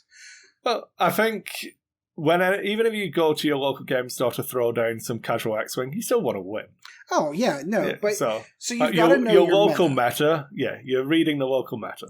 Exactly. So you got to know the local meta, and if there is a list that is out there that is running all the lower initiative pilot skills, it would behoove you simply to be able to go into that knowing that this is going to be it's going to be a huge benefit for you to go into above that. So yeah, it's such. I see where the thought process came from. I'm not nearly as appalled by it, I guess, as other folks were by like, oh well, why didn't he do this or what? I see where he was going with that one because he knew the other list that he had to be going up against. And obviously, did he win the game, by the way? Just out of curiosity. Yeah. Okay, so then, like, ultimately, in the end, he turned out to be correct. Confirmation bias. Yeah, correct decisions were made. Exactly. Everyone is infallible. It is a balancing act, to be certain, when trying to determine that, because you could make a fair argument for spend less points on initiative and more points on energy shell tokens, but those would be the first ones off the board. Yeah. So yeah, I can see where you go. And then, like I said, of course, we talked about doing having all the pilots at the same initiative, how beneficial it is to be able to selectively pick which ship you're going to move and how the rest of the squad's going to move. Totally on board with that. Yeah, no, it's a tough one. It is. I don't know that there is a right answer. Ultimately, and it comes down to your playstyle. Yeah. And so I wanted to close out this segment if you're happy to move on. I'm happy with that. Yeah. So what I wanted to say just in closing for this is I chose this because I kind of had a feeling that this was how the conversation would go. Like I said, I didn't like prep you in. Oh yeah, no, absolutely. Which is how I like it. I like the fact that now we talk about stuff, but I'm not telling you what the right answer is because I don't care. If you want to take all initiative ones and get some extra energy shell charges because you enjoy it, do it, man. It's good. Yeah, no. You and like, see, in my opinion, that's right. Like, if running 7 ships is the right answer in that solution. Like, so if your solution is I want to run more energy shell tokens, it's not 8 ships, it's 7 to make sure that they all have them. Yeah, and I think that's the key. That tactically, if I was building that list, you can't give them an easy target, so they all have to have them, and then it's a different list. You're not running 8 ships. Well, the whole purpose behind that 8 ship list is that there's so many targets that there isn't, like, you can't, sure, you can focus down and kill 1, but you're only taking 1/8 of the firepower off the board by doing so. Yeah, and so what I wanted to, like, round out that point of, like, the way we will present our show and the way we'll give advice and how, like, we'll still try and talk about, you know, concepts of how to be better at X-Wing and how to improve your own play, without being the from up on high preachy thing that it might have once been. We stepped off that throne a while ago. Others have stepped in and done a fine job. Yeah. Like, we've got one of my locals, Will, he listens to a show, so hi, Will. Hi, Will, how are you? He'll often ask me, like, I'm thinking about running this list, or what do you think of my list when I'm at the game night or whatever? And I'll give him so much shit. Because he'll run stuff, and I'll go, but well, why did you make this decision? It's like, for this reason. Like, well, that is fine, but did you not consider all of these factors? And so a good example would be he ran four U-Wings for a little while. He made cuts at events and did pretty well and got all of his dice and range rules and tokens. And 4 U-Wings is mathematically a really strong list. It's got an excellent jousting value to take Bob's old terminology and do all of that stuff. I haven't heard that term in a long time. Well, they've got a lot of health, 3 dice attack, 2 agility if you leave the wings open, can turn around on a dime if you close them, so we've got good maneuverability. But the 4 medium base ships, so you struggle to bring all of your guns to bear at good range bands. If you can, and I told him all of this, it's like, if you drop 2 of them and replace them with B-Wings, your list will be better. B-Wings are pretty good. You can have a more compact block for B-Wings. This is before the points increase as well. So this is when B-Wings were absolutely broken. And he persevered with it and did well. And it's like, and he enjoyed it, and it was just pushing these 4 meatball things around and blasting people off a table because people kept flying into him, giving him shots. And it's a lot of health to deal with behind 2 agility, and you're getting all the mods and stuff. So just because I thought it was wrong didn't make him wrong. He enjoyed flying it and did well. So who am I to say that it was terrible? All that matters. That is all that matters. Yeah, and so last night he was asking me again about a list. He's flying Temmen Wexley with composure. I'm like, why are you taking composure? It's like, well, if I deploy him behind a ship, I can use Temmen's ability to get a boost for free, which will bump and fail so I can get my free focus token, and then I can target lock. It's like, okay, I can see it. But you could also spend those points on one of the Initiative 5 pilots, and it'd be better. Because those are better. Elo's a better pilot than Temmen, and Niamnam is a better ship than Temmen. I think you'd probably have to go to Elo because of the points cost in his list. But then we went through and I looked at it, and he's flying all Initiative 4s, and so it was running Greer, which is a really strong Resistance A-Wing, and 2 Black Squadron Aces, which are Initiative 4. It's like, okay, I get it, but it still just felt like chasing a gimmick. So that's one where he's gone the other way on the initiative. He wanted them all the same, and he's taken a named pilot with a janky ability to do this thing where, yeah, you'll get some target-locked focus shots. But I don't know that it's worth the extra points above just taking a 4th Initiative 4 Black Squadron Ace. Yeah. Give them all a little bit of a buff so you don't have that one thing. And that's where it kind of rounds out that whilst I'll think about the game in that way, if he enjoys having that up his sleeve, it's fine. Yeah, more power to him. Like, when you get down to a knuckle, like the cogs and gears of X-Wing and like the bare bones of it all, you're talking about increases and decreases in minuscule percentiles, which, while they'll have an effect on a game and a tournament, it doesn't really matter. Your positional skill and your reading of the game and the pace of play that you have, all of those factors that you understand will have a much wider impact than taking 10 num instead of Braylon. Yeah. Or, all of that kind of thing. We went full circle on that. Look at that. It's almost like I've been doing this for a while. We went full circle on that. Look at that. Yeah. But there you go. I think that rounds it out. I don't know if you've got anything else to add on No, I that think you closed it out thought. quite well. No, so we do have some housekeeping to do, and you said that you posted questions.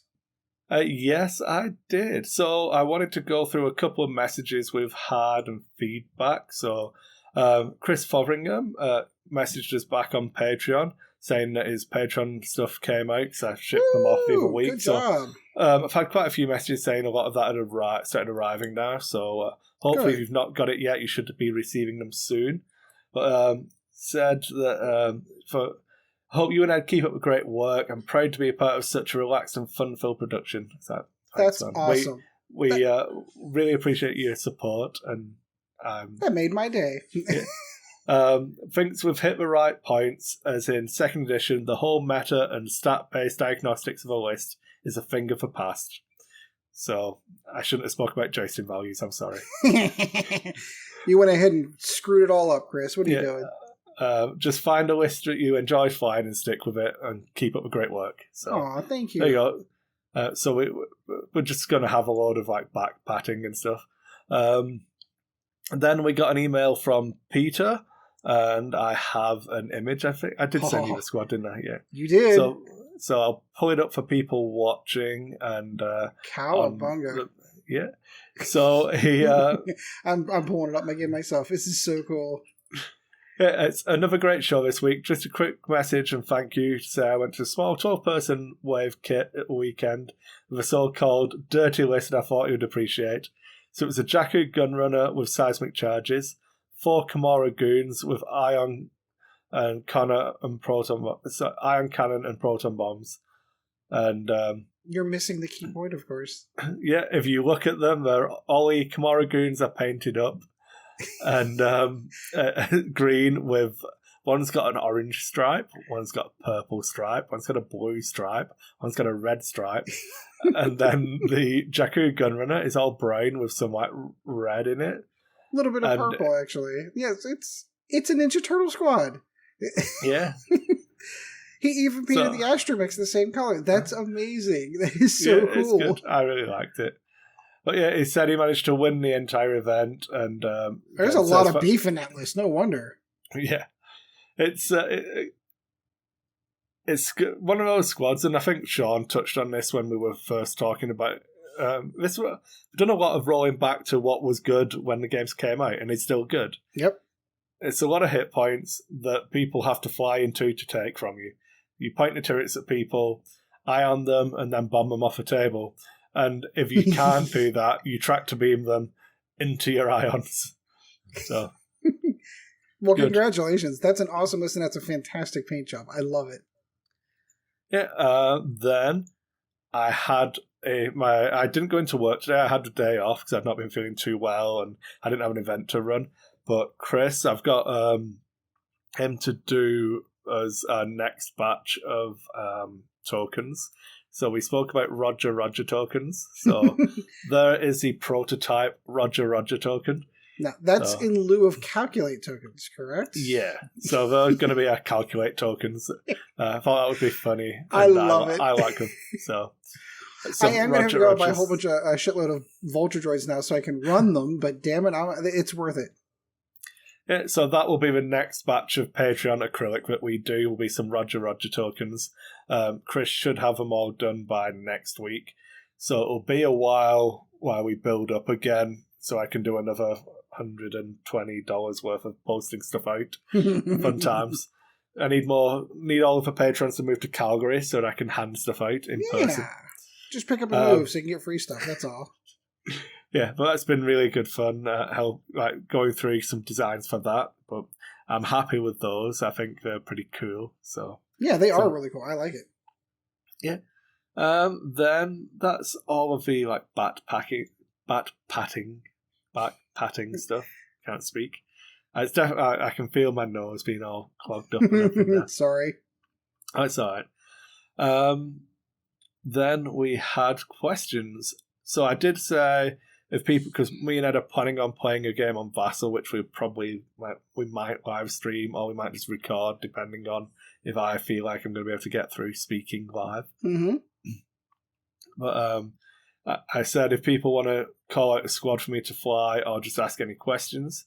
So Peter again saying didn't ask a question, but wanted us to talk about the email he sent. So we've just done that. So thanks. And he would enjoy watching me fly the Inquisitor list. I don't know. It's a bit too dirty to fly against Ed. I don't know. I'm willing to take a beating for it. It should be fun. I'm used to losing. Then we have Patrick asked a rules question. So this one was if Ricolé has a stress token, but the player forgets when he puts his dial down and dials in a 3 Talon roll. So he'll execute a 2 straight, but the dial says a 3 Talon roll. Ooh. Does his ability still reference a move on his dial when he dialed in or one that he performed? So this has been, I'm sure this was covered. I meant to look it up exactly, hunt down where I'd seen it. But this is basically the way it works, is stuff like that changes the move you perform. You change your dial to be a move you performed. So in this instance, Ricolé would have done a 2-speed maneuver, so he would gain dice for anyone who did a speed 1 or slower. So Correct. a 1 or a 0. So I wasn't aware that officially changed the dial turned in. Okay, that makes sense. It totally makes sense. I just wasn't aware that that's how that functionally worked. Yeah. I mean, that's 100% how I would rule it. I can look it up to, because there's definitely precedent on stuff that changes your dial. And I'm doing that thing that I said. I was not going to call you out on it, but you are doing that thing that you complained about where you're typing and talking at the same time and making it impossible to edit that out in post. Yeah, good for Chris. Way to go. Okay. So I'll ask the next question, so why I carry on looking to make sure I'm not lying. But again, that's how I would be ruling it anyway, Patrick. So Harrison Sharp asks, What has been the most surprising squad you've seen make a cut at a large event since the points update, and why did it surprise you? So, I know you had stuff for this, so I'm going to look at the rules reference quickly. So before I even knew this question was on Facebook, because as most of you might already know at this point, I intentionally don't look at that because I want to get these organically as we talk about them. So I just had happened to be looking at List Fortress and looking at the European Championships, which had, first of all, 700 players in the European Championship. Holy crap! I have to say how impressed I was when Ed told me he was just randomly looking at List Fortress. I'm like, oh, you're making me look bad. I just randomly, I just always like to keep to see what's going on. So there were two squads that absolutely jumped out to me and went, ooh, that's really good. And it involves the same ship, for the record. Omicron Group pilot with Emperor Palpatine. So the person that looks like they took, what score did they come in? They came in top cut for these, 32 and 8th place respectively. The first list came in, I believe it's Michael. I think it's pronounced Michael Keller, flew an Omicron Group pilot with Emperor Palpatine and 2 Delta Squadron pilots with heavy laser cannons. And then the second list flew Omicron Group pilot with Emperor Palpatine, Vader with fire control systems and afterburners, Fell with Predator, shield upgrade, hull upgrade. Am I looking at 1.0 meta lists that are now doing well in 2.0? This is basically Palp Aces and Palp Defenders in the current meta. What the heck's going on? Because obviously, you go down the list of this particular event. I mean, and we're looking at the stuff that we've been talking about. So you've got the Inquisitor list. You got Grand Inquisitor, 2 Inquisitors, and Colonel Jendon.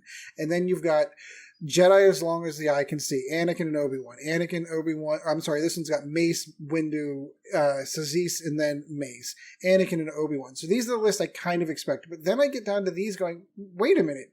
Is this an old tournament list I'm looking at? Like, what's going on here? I was really surprised. First of all, the fact that the Space Cow is not technically in hyperspace. Like, what's going on with that? You brought the bomb ring. You can't bring the Space Cow in FFG. What's up with that? But secondly, like, these are basically these same types of lists. Fel Vader Palpatine, again, is out and about.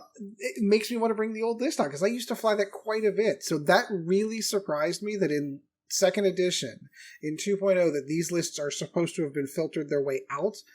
They're coming back in. Yeah.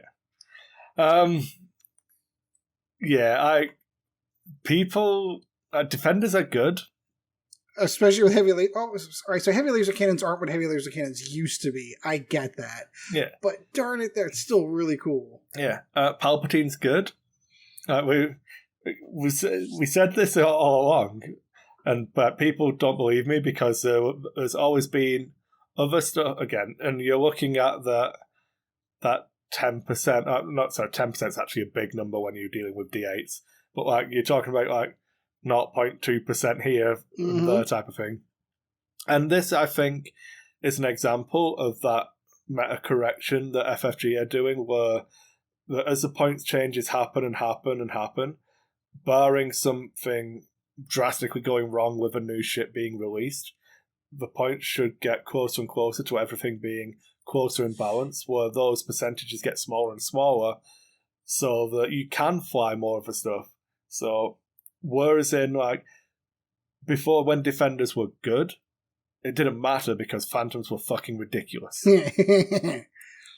But as you cut off those top bits and bring them in, that's where we're getting to now. It's getting a lot more stuff. And the only thing you have then is a worry that you're going to encourage play styles which are unhealthy for the game, which I think is a completely separate argument to the internal balance of the game, because no one can force you to play the game the way that FFG intends, and this comes down to fortressing and stalling and slow play and all of that kind of stuff, which I really don't want to talk about because I just don't care. That, and then we have like 3 other hours to talk about why. And what they should do to stop it. I think FFG has to release content, and someone can probably go and tell Chris Allen that I said this on air, and it can go in his shit take thing that he does on the Craigcast now. But basically, I think that FFG has to continue being committed to releasing ships under the assumption that people will play the game the way it's intended to be played. Because the vast majority of X-Wing is played for fun on the kitchen table. So don't release. This is going to be a terrible. So this one isn't an actual take. This is hyperbole and not actually an opinion. But don't worry about releasing Vader in a Defender because you don't want to break the competitive game. Because you can price him at 201 points if you like. It doesn't matter. Release Vader in a Defender because it's a cool thing to do and people will enjoy it. Yeah, absolutely. And worry about the balance afterwards. Get the stuff that's fun on the table first and then do it in that way. And obviously there's a line to be tread, but personally I think that FFG are doing a good enough job at the moment. Oh, I don't think it's more than a good enough job. I think they're doing a fantastic job. And let me take 2 steps back. When they reimagined this game, they did a fantastic job because they saw where their problems lie with first edition. We print a card, we print an ability, we print what can go on that ship, and we print a point cost. We're locked into that. And there's no way to modify it once it's been printed in the card and it's out there. There's nothing we can do to change about that. They have given themselves the design space to make those adjustments. With the exception if they design a crappy pilot with a crappy ability, so what? It doesn't break the entire ship. They don't have to change the point cost on every ship. They just like you would with like what you would do with some of the. What's that? Like you do with Oddball. Like you do with Oddball, for example. I was thinking more along like the Aces builds at like, oh, okay, we're going to drop, Defenders drop by 2 with this particular, upgrade. We can drop the points off this and you're going to lose these things that you're not using anyway. But that works across all the pilots and hence affects all of them. I love what they did. And you can clearly tell that they're keeping their eye on the meta. Ooh, wait. Running 4 Phantoms is a huge big deal. All right, let's point our way out of that. Oh, B-Wings are broke as hell. All right, we got to bump those up a hair. They are paying attention to the meta. I think what it's indicative, though, is like by the time there should be a points adjustment every time they have a new release. Because what ends up happening is you have a release for the points updates, and then and maybe this will start slowing down once we catch all the old ships up, but then there's a machine gun fire of releases before the next points update. So the meta doesn't have time to it takes a little bit to adjust, but if something's broken right after the points adjustment in the next release, you have to deal with it for the next 3 to 4 months before the next one comes out. So remember the First Order release when they hot-fixed the points on... Correct, and they can still do that, you're right. So they've proven that they're willing, if it's a truly negative experience, that they'll just fix it on the fly. I don't know. I think I would go the other way. I would change my release schedule. I would do them in tandem. So I might go to... changing points 3 times a year rather than twice. But then if we're going to change the points in we'll go April, August and December, I would only have my releases in March, July and November. Yeah, see, I agree with that. So you have 3 releases a year.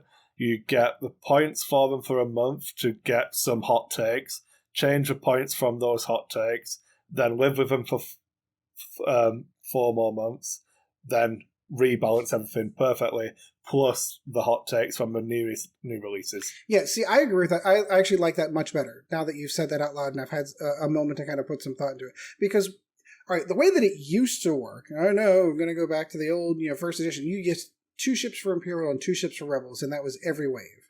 And then, Scum came in, so they had a really big release, but then they jumped into 1 Rebel, 1 Imperial, and 1 Scum ship. It was 1 ship so that every faction was getting something new.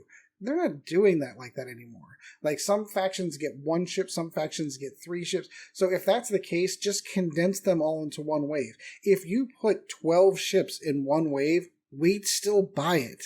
It's not going to make a difference whether or not it comes 2 months earlier than it did here. So I agree with Chris. If you move this over to every 3 months, or every 3 months, or every 4 months instead of twice a year for the points adjustments, and accommodate the wave release with that, it'd be fine. It'd be fine. Yeah. Okay. So, complete aside, I hope that answered that question. Personally, no, I think it was a good aside on that. So I'll come back. I think tonight's list, if I play, I think I want to play this Delta Omicron list because I'm like, oh wow, that's really cool. So I'll run my Seventh Sister Onyx Twist at you. Four defenders on the table. 4 defenders on the table. So Patrick, we'll come back to that question. I looked at the rules reference here, and so I would still rule it the way I would rule it, and my response would be, because I can rule it that way, I would tell you this beforehand. You have the power as the marshal. Yeah. But it is by the wording of the rules, it's probably closer to you keep the move you dialed in, but it's that convoluted that so the player has to have forgotten that they were stressed and dialed in a red move, of which there are only 2 on the dial, and then no one's doing this on purpose. So I don't know about that. I don't know about that. I don't know that if I didn't know you're sacrificing your free evade. You're sacrificing your action,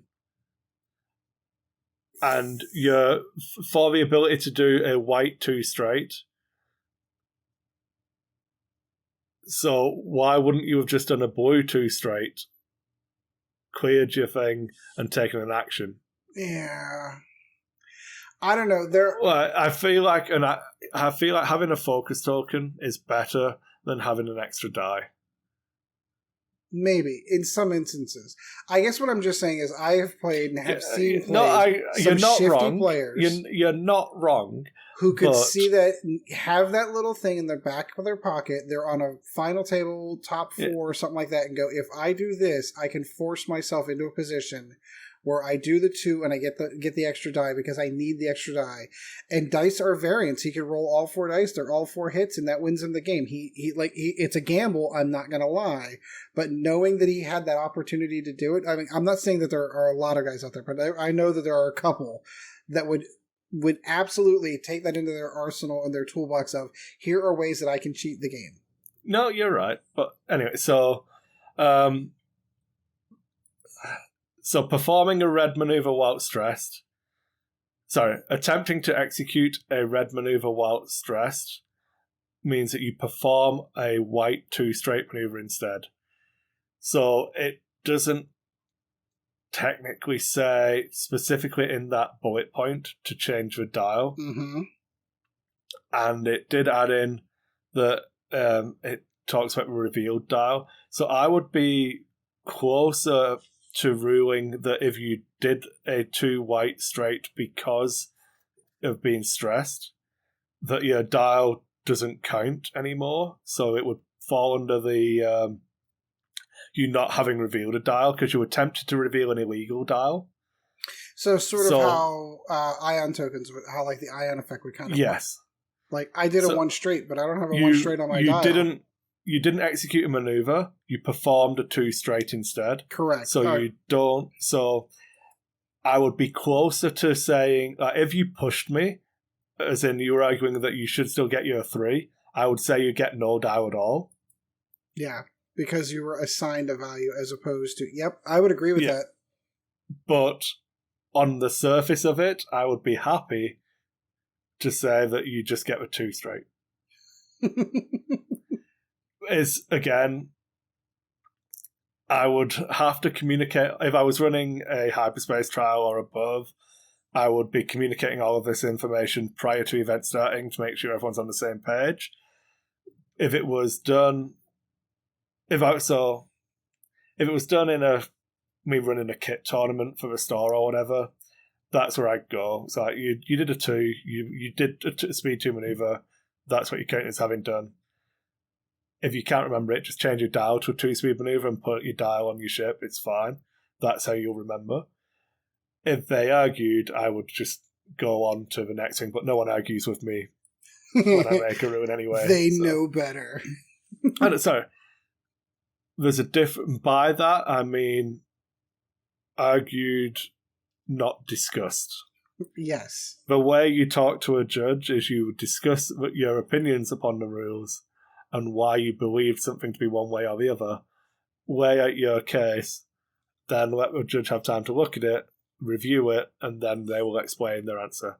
If you say that they're wrong because of this, this, and this, and that's stupid, then you open yourself up to whatever ruin you get. Like all of your ships not moving. Okay. You Sorry did it out for of that order tangent. so nobody moves. Yeah. Still can't get over that story. Rolling it back there. Okay. I did have one list that was doing well in Australia that I wanted to talk about just because I think it's funny. So I was running my Boba Fett Fenrow, and instead of L3, I was taking the autopilot drone so I could have a 30-point bid. Nice. And I thought that was awesome. And then I see today, and I'd heard about this list already, but a guy running Vader and Fell, and that's it. Yeah.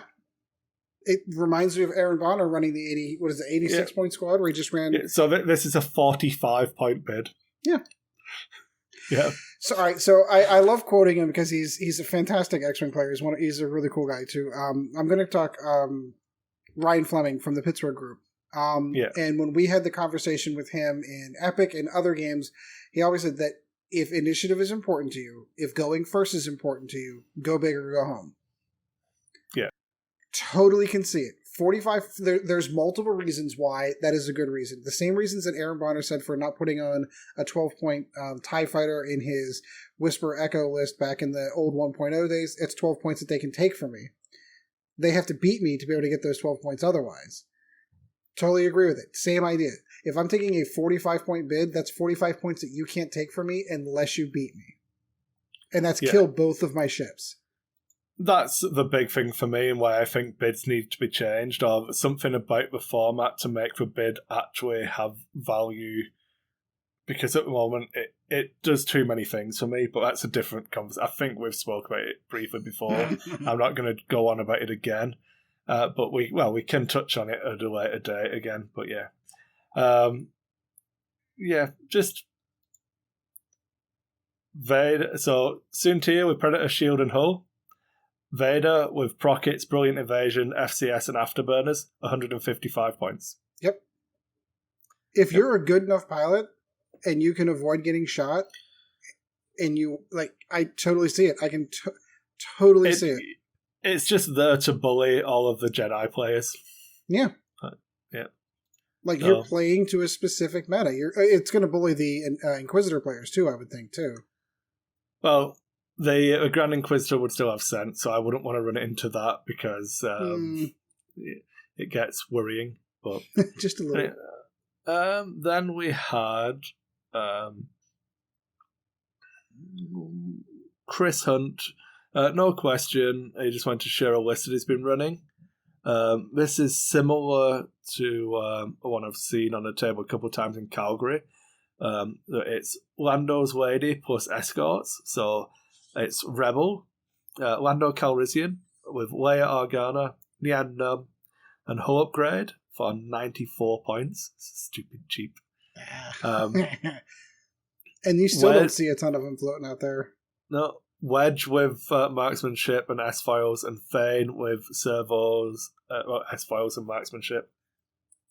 You can get both of them in that list? Okay, so now I'm interested. This is why you have Thane, you see. It's 48 points. Yeah, I could see it. I would probably... would I? I would. I would drop Thane into Biggs, drop both marksmanships, get 3 points. And then 3 points, I would be... maybe, I don't know, 3 points. I might be tempted to put a droid on Wedge. I don't know. I can see it. The real Biggs question is just annoying, that's all. The real question for me are the large base ships. So again, I don't know how well of a gauge this is. I'm really looking forward to seeing what the Nova Open results are going to come back. But I'm just looking at the results from this gigantic European one. Of all the lists that made the cut, there is one large base ship, and that was a Rack Whisper list. Yeah, that's it. So there's a reason why other people aren't running them. They're too easy to hit for starters, and they hold damage. I think the problem we run into now is large base repositioning is stupendously strong, so they're really worried about that dominating the game. As it did in a previous edition. Totally agree with it. But then you end up with the fact that large base ships without repositioning get stupid before they get viable. Yeah. Well, let's make sure we caveat that. It's large base turreted ships. Well, it's okay. So I'm running the next monthly event I'm running is just after a hyperspace trial, so I'm going to run it as a quick build tournament. Oh, that's a good idea. Yeah, so I'm doing 8 threat quick build, which means you know how many threat a Starkiller base Upsilon is? 2. What? So I could run 4 Upsilons. Oh, good lord. So that's just stupid. No one is beating 4 Upsilons in 75 minutes. No way. And that's what I'm talking about. It gets stupid before it gets viable. The patrol leader Decimator. Yeah. Gets stupid before it gets viable. That is dumb. How many? All right, now I've got it in front of me here. Hold on. How many points are that? Patrol leader is at 68 points. You could run 2. Yeah. So, but no one's going to run a list with 2 patrol leaders. No. Because it's just bad. But 3 patrol leaders, is that stupid? That's dumb. That's dumb. Defender said. I know. But Defenders I mean, was it 1632? Good lord. Yeah, no, that's what? 58 hull? No, there's no way. You're never getting through that in 75 minutes. It's just not going to happen. So, I think what should have happened is they should have taken more advantage of the limited dot, like they do in Separatists. But I think that was a live and learn. So, you have generic, named Separatist pilots who are dotted. So, the droids. Oh, I see where you're going. Okay, yeah, I see what you mean. So if you're worried about 3 Starkiller, if you put a double dot on a Starkiller base pilot, you can cost them at 10 points. It's irrelevant because you can only take 2. Right. Again, hyperbole. Right. Don't cost them at 10 points. For the love of God, ridiculous. Please don't. But that's how I would have probably dealt with large base ships. Is even the generics wouldn't have been generics, they would have been limited in some form.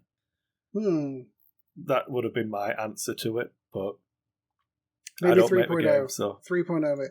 Because, I mean, they clearly have a problem. They are super sensitive to the idea that they don't want large base ships to take over the game like they did in 1.0. So they have point costed them to the point where they're not really viable. Yeah. But if they go much lower, then they fall into Chris's stupid range. Yeah. Where you're running 4 Falcons or 3 Falcons on the table. Well, and it's just dumb. So we're on the verge with the Jumpmaster. Once it comes out again, 44 points for a contracted scout. Uh-huh. So you can run 4 of them now. You can. Basically naked, you've got what? 20 points left over for a couple of upgrades. You have to admit, though, that's the ship, though. That is the one ship. Well, I don't know about that. I'm going to retract that because as soon as I said that was the one ship that kind of did it. Well, no, not really, because Fat Han was still Fat Han and still Fat Han was still pretty good. Then you had Rack Fell. I mean, you had those other lists from the past that incorporated large base ships. It just happened to be that whenever the Contracted Scout came out with all the crap that they put on it, it was just dumb. Yeah. Like, so broken dumb. Like, you can run 4 of them with advanced proton torpedoes. Oh my god. As long as you get, like, 3 of them into range 1 of something, they'll kill it. Yes, they will. Still have a respectable dial. A lot of damage they can soak up. But that's another one where I think it gets stupid before, like, it's 4 contracted scouts is on the verge of being absolutely ridiculous. How many hull and shield? I don't recall that one off the top of my head. It's 6 hull, 3 shields, and 2 agility still. But like, you can put a shield upgrade on them instead and just run them. So 50 points with 10 hit points, so 40 hit points each. Oh my god, that's pretty rough. Yeah, like I said, large base ships are tricky, but like I said, just put a double dot on it so you can charge. Two. Yeah. Yeah, unfortunately, they're at the point where they can't do that now. No. Well, hey ho. Sad times. Yeah. What are you going to do? All right, anything else you want to cover? I think just the normal closing stuff, you know. Okay. You've got some housekeeping. Watch the VOD on YouTube at Dice Hate. I kind of had a couple people doing articles on the website recently, so that's at dicehate.com. Follow us on Facebook on Lack of Focus Podcast on Facebook. You can check out Dice Hate on Facebook as well. You can follow me on... I still have a Twitter, but I mainly use Instagram now, so Dice Ed Kris on Instagram. I post all the pictures of stuff I've been painting and things like that. If you would like to become a Patreon and get your hands on some awesome Roger cards and the Roger tokens, that's the next batch of stuff going out. I have 3 sets of the Lack of Target Lock tokens left to give out. Those are awesome, by the way, let me say. Yeah, the next 3 Patreons for that will be getting those. I think I'm really actually... There's been a lot of feedback in the last couple of weeks, and like we're still a small podcast, so thanks to everyone who does listen to us. You guys rock. Thank you. Yeah, we have no aspirations of being as big as Nova was or trying to like claw our way up the rankings. We enjoy doing what we do in the way we do it now. Yep, and absolutely. I'm glad for everybody who listens. But just keep spreading the word and letting people know. Like, every time I check, there's a couple more people downloading the episodes, and you can find us on Podbean, on Spotify, on SoundCloud under Dice Hate name. Basically, anywhere you think you would like to listen to us, just reach out and let us know. You can email us at lackoffocuspodcast@gmail.com. Reach out on Facebook. We've got a Discord as well, which is Dice Hate on Discord. A lot of the patrons have been joining that recently, so it's getting a little bit more active. Alright, that means I gotta bring that up and start watching it more often. Yeah, so that is the only Discord that I don't have muted. So every post I see, every post that's made, I see, and so I respond to it pretty quickly. So you get a direct line to my pocket if you want to chat about stuff. You can vibrate Chris's pocket if you like. Yeah, one of the fans was talking about they're on a road trip through Canada at the moment. Like, what's the speed limit? And so I'm just giving them driving advice for driving through Canada. And just I'm happy to chat about pretty much any gaming stuff. I try and respond relatively quickly. If I don't respond straight away, it's probably because I'm trying to give you a considered response rather than just a tap out, whatever, man, do what you want kind of response. Off the cuff kind of thing, yeah. Yeah. Feel free to use it for any voice stuff as well as voice channels set up for people. But yeah, we're all in there. The guys from I played D&D, we're all in there. There's a few interesting characters, lots of experience if you want to ask questions. So check out the Dice Hate Discord, and I'll make sure there's a link in the video description and podcast description. And yeah, I suppose I needed to pick more prizes, didn't I, for the giveaway? Oh, do I need to break out dice? No, we're not rolling yet. It's adding stuff to the pool. So I did have... Well, while Chris is looking at that, if you're absolutely at all interested in Magic in any way, shape, or form, Magic the Gathering Arena specifically, you can check out my YouTube channel, which is Old Guy Gaming MTGA. I'm up to over 568, 67 subscribers as of this afternoon, or this evening as we're recording. My 569. Whoo-hoo, I gained one while I was sitting here. My goal is to hit 1,000 by the end of the year. Not because I'm looking to monetize or anything like that, but just because it'd be kind of a cool personal achievement to be able to do it. I have a day job. I don't need income from YouTube, but it'd be kind of nice to be able to say, hey, honey, I made $8 off of YouTube this month. That would be kind of... This year. Yeah, this year, exactly. Adpocalypse is, of course, upon us. But yeah, if you're interested, it's a game you're interested in all playing or you want to see it, check it out. I do all kinds of stuff between tournament stuff and then just for fun stuff. That's it. That's all I've got. Chris, what do you got? So I'll be adding in some of the where's the camera? The force tokens, the metal force tokens. So I'll throw 5 of those in to go with the metal evades we added in the last time. Ooh, there you go. Yeah, so they will be drawn. Where are we? So it'll be September. Oh no, maybe you do need a die. Yeah. So yeah, because this is going out in September, isn't it? So it is. That'll be August's giveaway. Yeah. So there it is. This is my my Amonkhet one for anyone that's interested. It's like a blue jewel one. I'm looking forward to rolling this one. All right, so who's together? I can't let this roll again. Oh wait, I said that out loud. I'm kidding. He always wins. No, I'm teasing. Michael never wins. I say it in jest. Oh, in fact, I don't need to go to that one. I have it all laid out here. Patreon tracker. Normally my Excel spreadsheet. Okay. Roll the dice, sir. And lucky number 7. Lucky number Tommy Adams. There you go. Oh, someone new. Yeah. Tommy's been a Patreon since that's a pretty long time. Oh, good.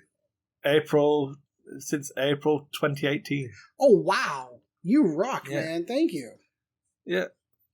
Thanks, Tommy. We will get those packed up in the next batch of mailing stuff, so you should receive those and the calculate tokens. So what I'm going to be doing you can is thank me for reminding him, by the way. Just to... Yeah, I'm going to be doing like the bulk deliveries because it's a lot easier for me to keep track of. So Tommy's stuff, I'll pack it this week, but I'll be sending that in probably not December because postal stuff. So I'll try and get it in the mail in November. There we go. So if for any reason, Tommy, you need it before then, let me know. But that's when the next batch of stuff will go out. It'll be November. I'll try and do it 4 times a year. There we go. Sounds good. All right, Chris, always a pleasure. I'd say it's good. Like, I have to do it because we officially have to close the show, but we're not done yet. We're going to be playing a game after this. So if you are interested, we're going to, obviously you're not going to catch us live, but we're going to attempt to maybe potentially live stream this. But check out the YouTube channel, of course, if you want to see Chris kick my butt at X-Wing once again. So always a pleasure, my friend. Oh, it's really good fun doing it. Even sick, I would rather sit and chat X-Wing with you than, play X-Wing with people in tournaments. I don't know. I've got an in focus. We can talk about that one. I'll talk about that off mic. But anyway, so all right, so that's gonna do it for the episode, guys. Thanks for joining us, and as always, fly casual. Thank you once again for joining the Lack of Focus X-Wing podcast. Check out Dice Hate Productions for all the latest episodes, and we'll be looking forward to seeing you again next episode.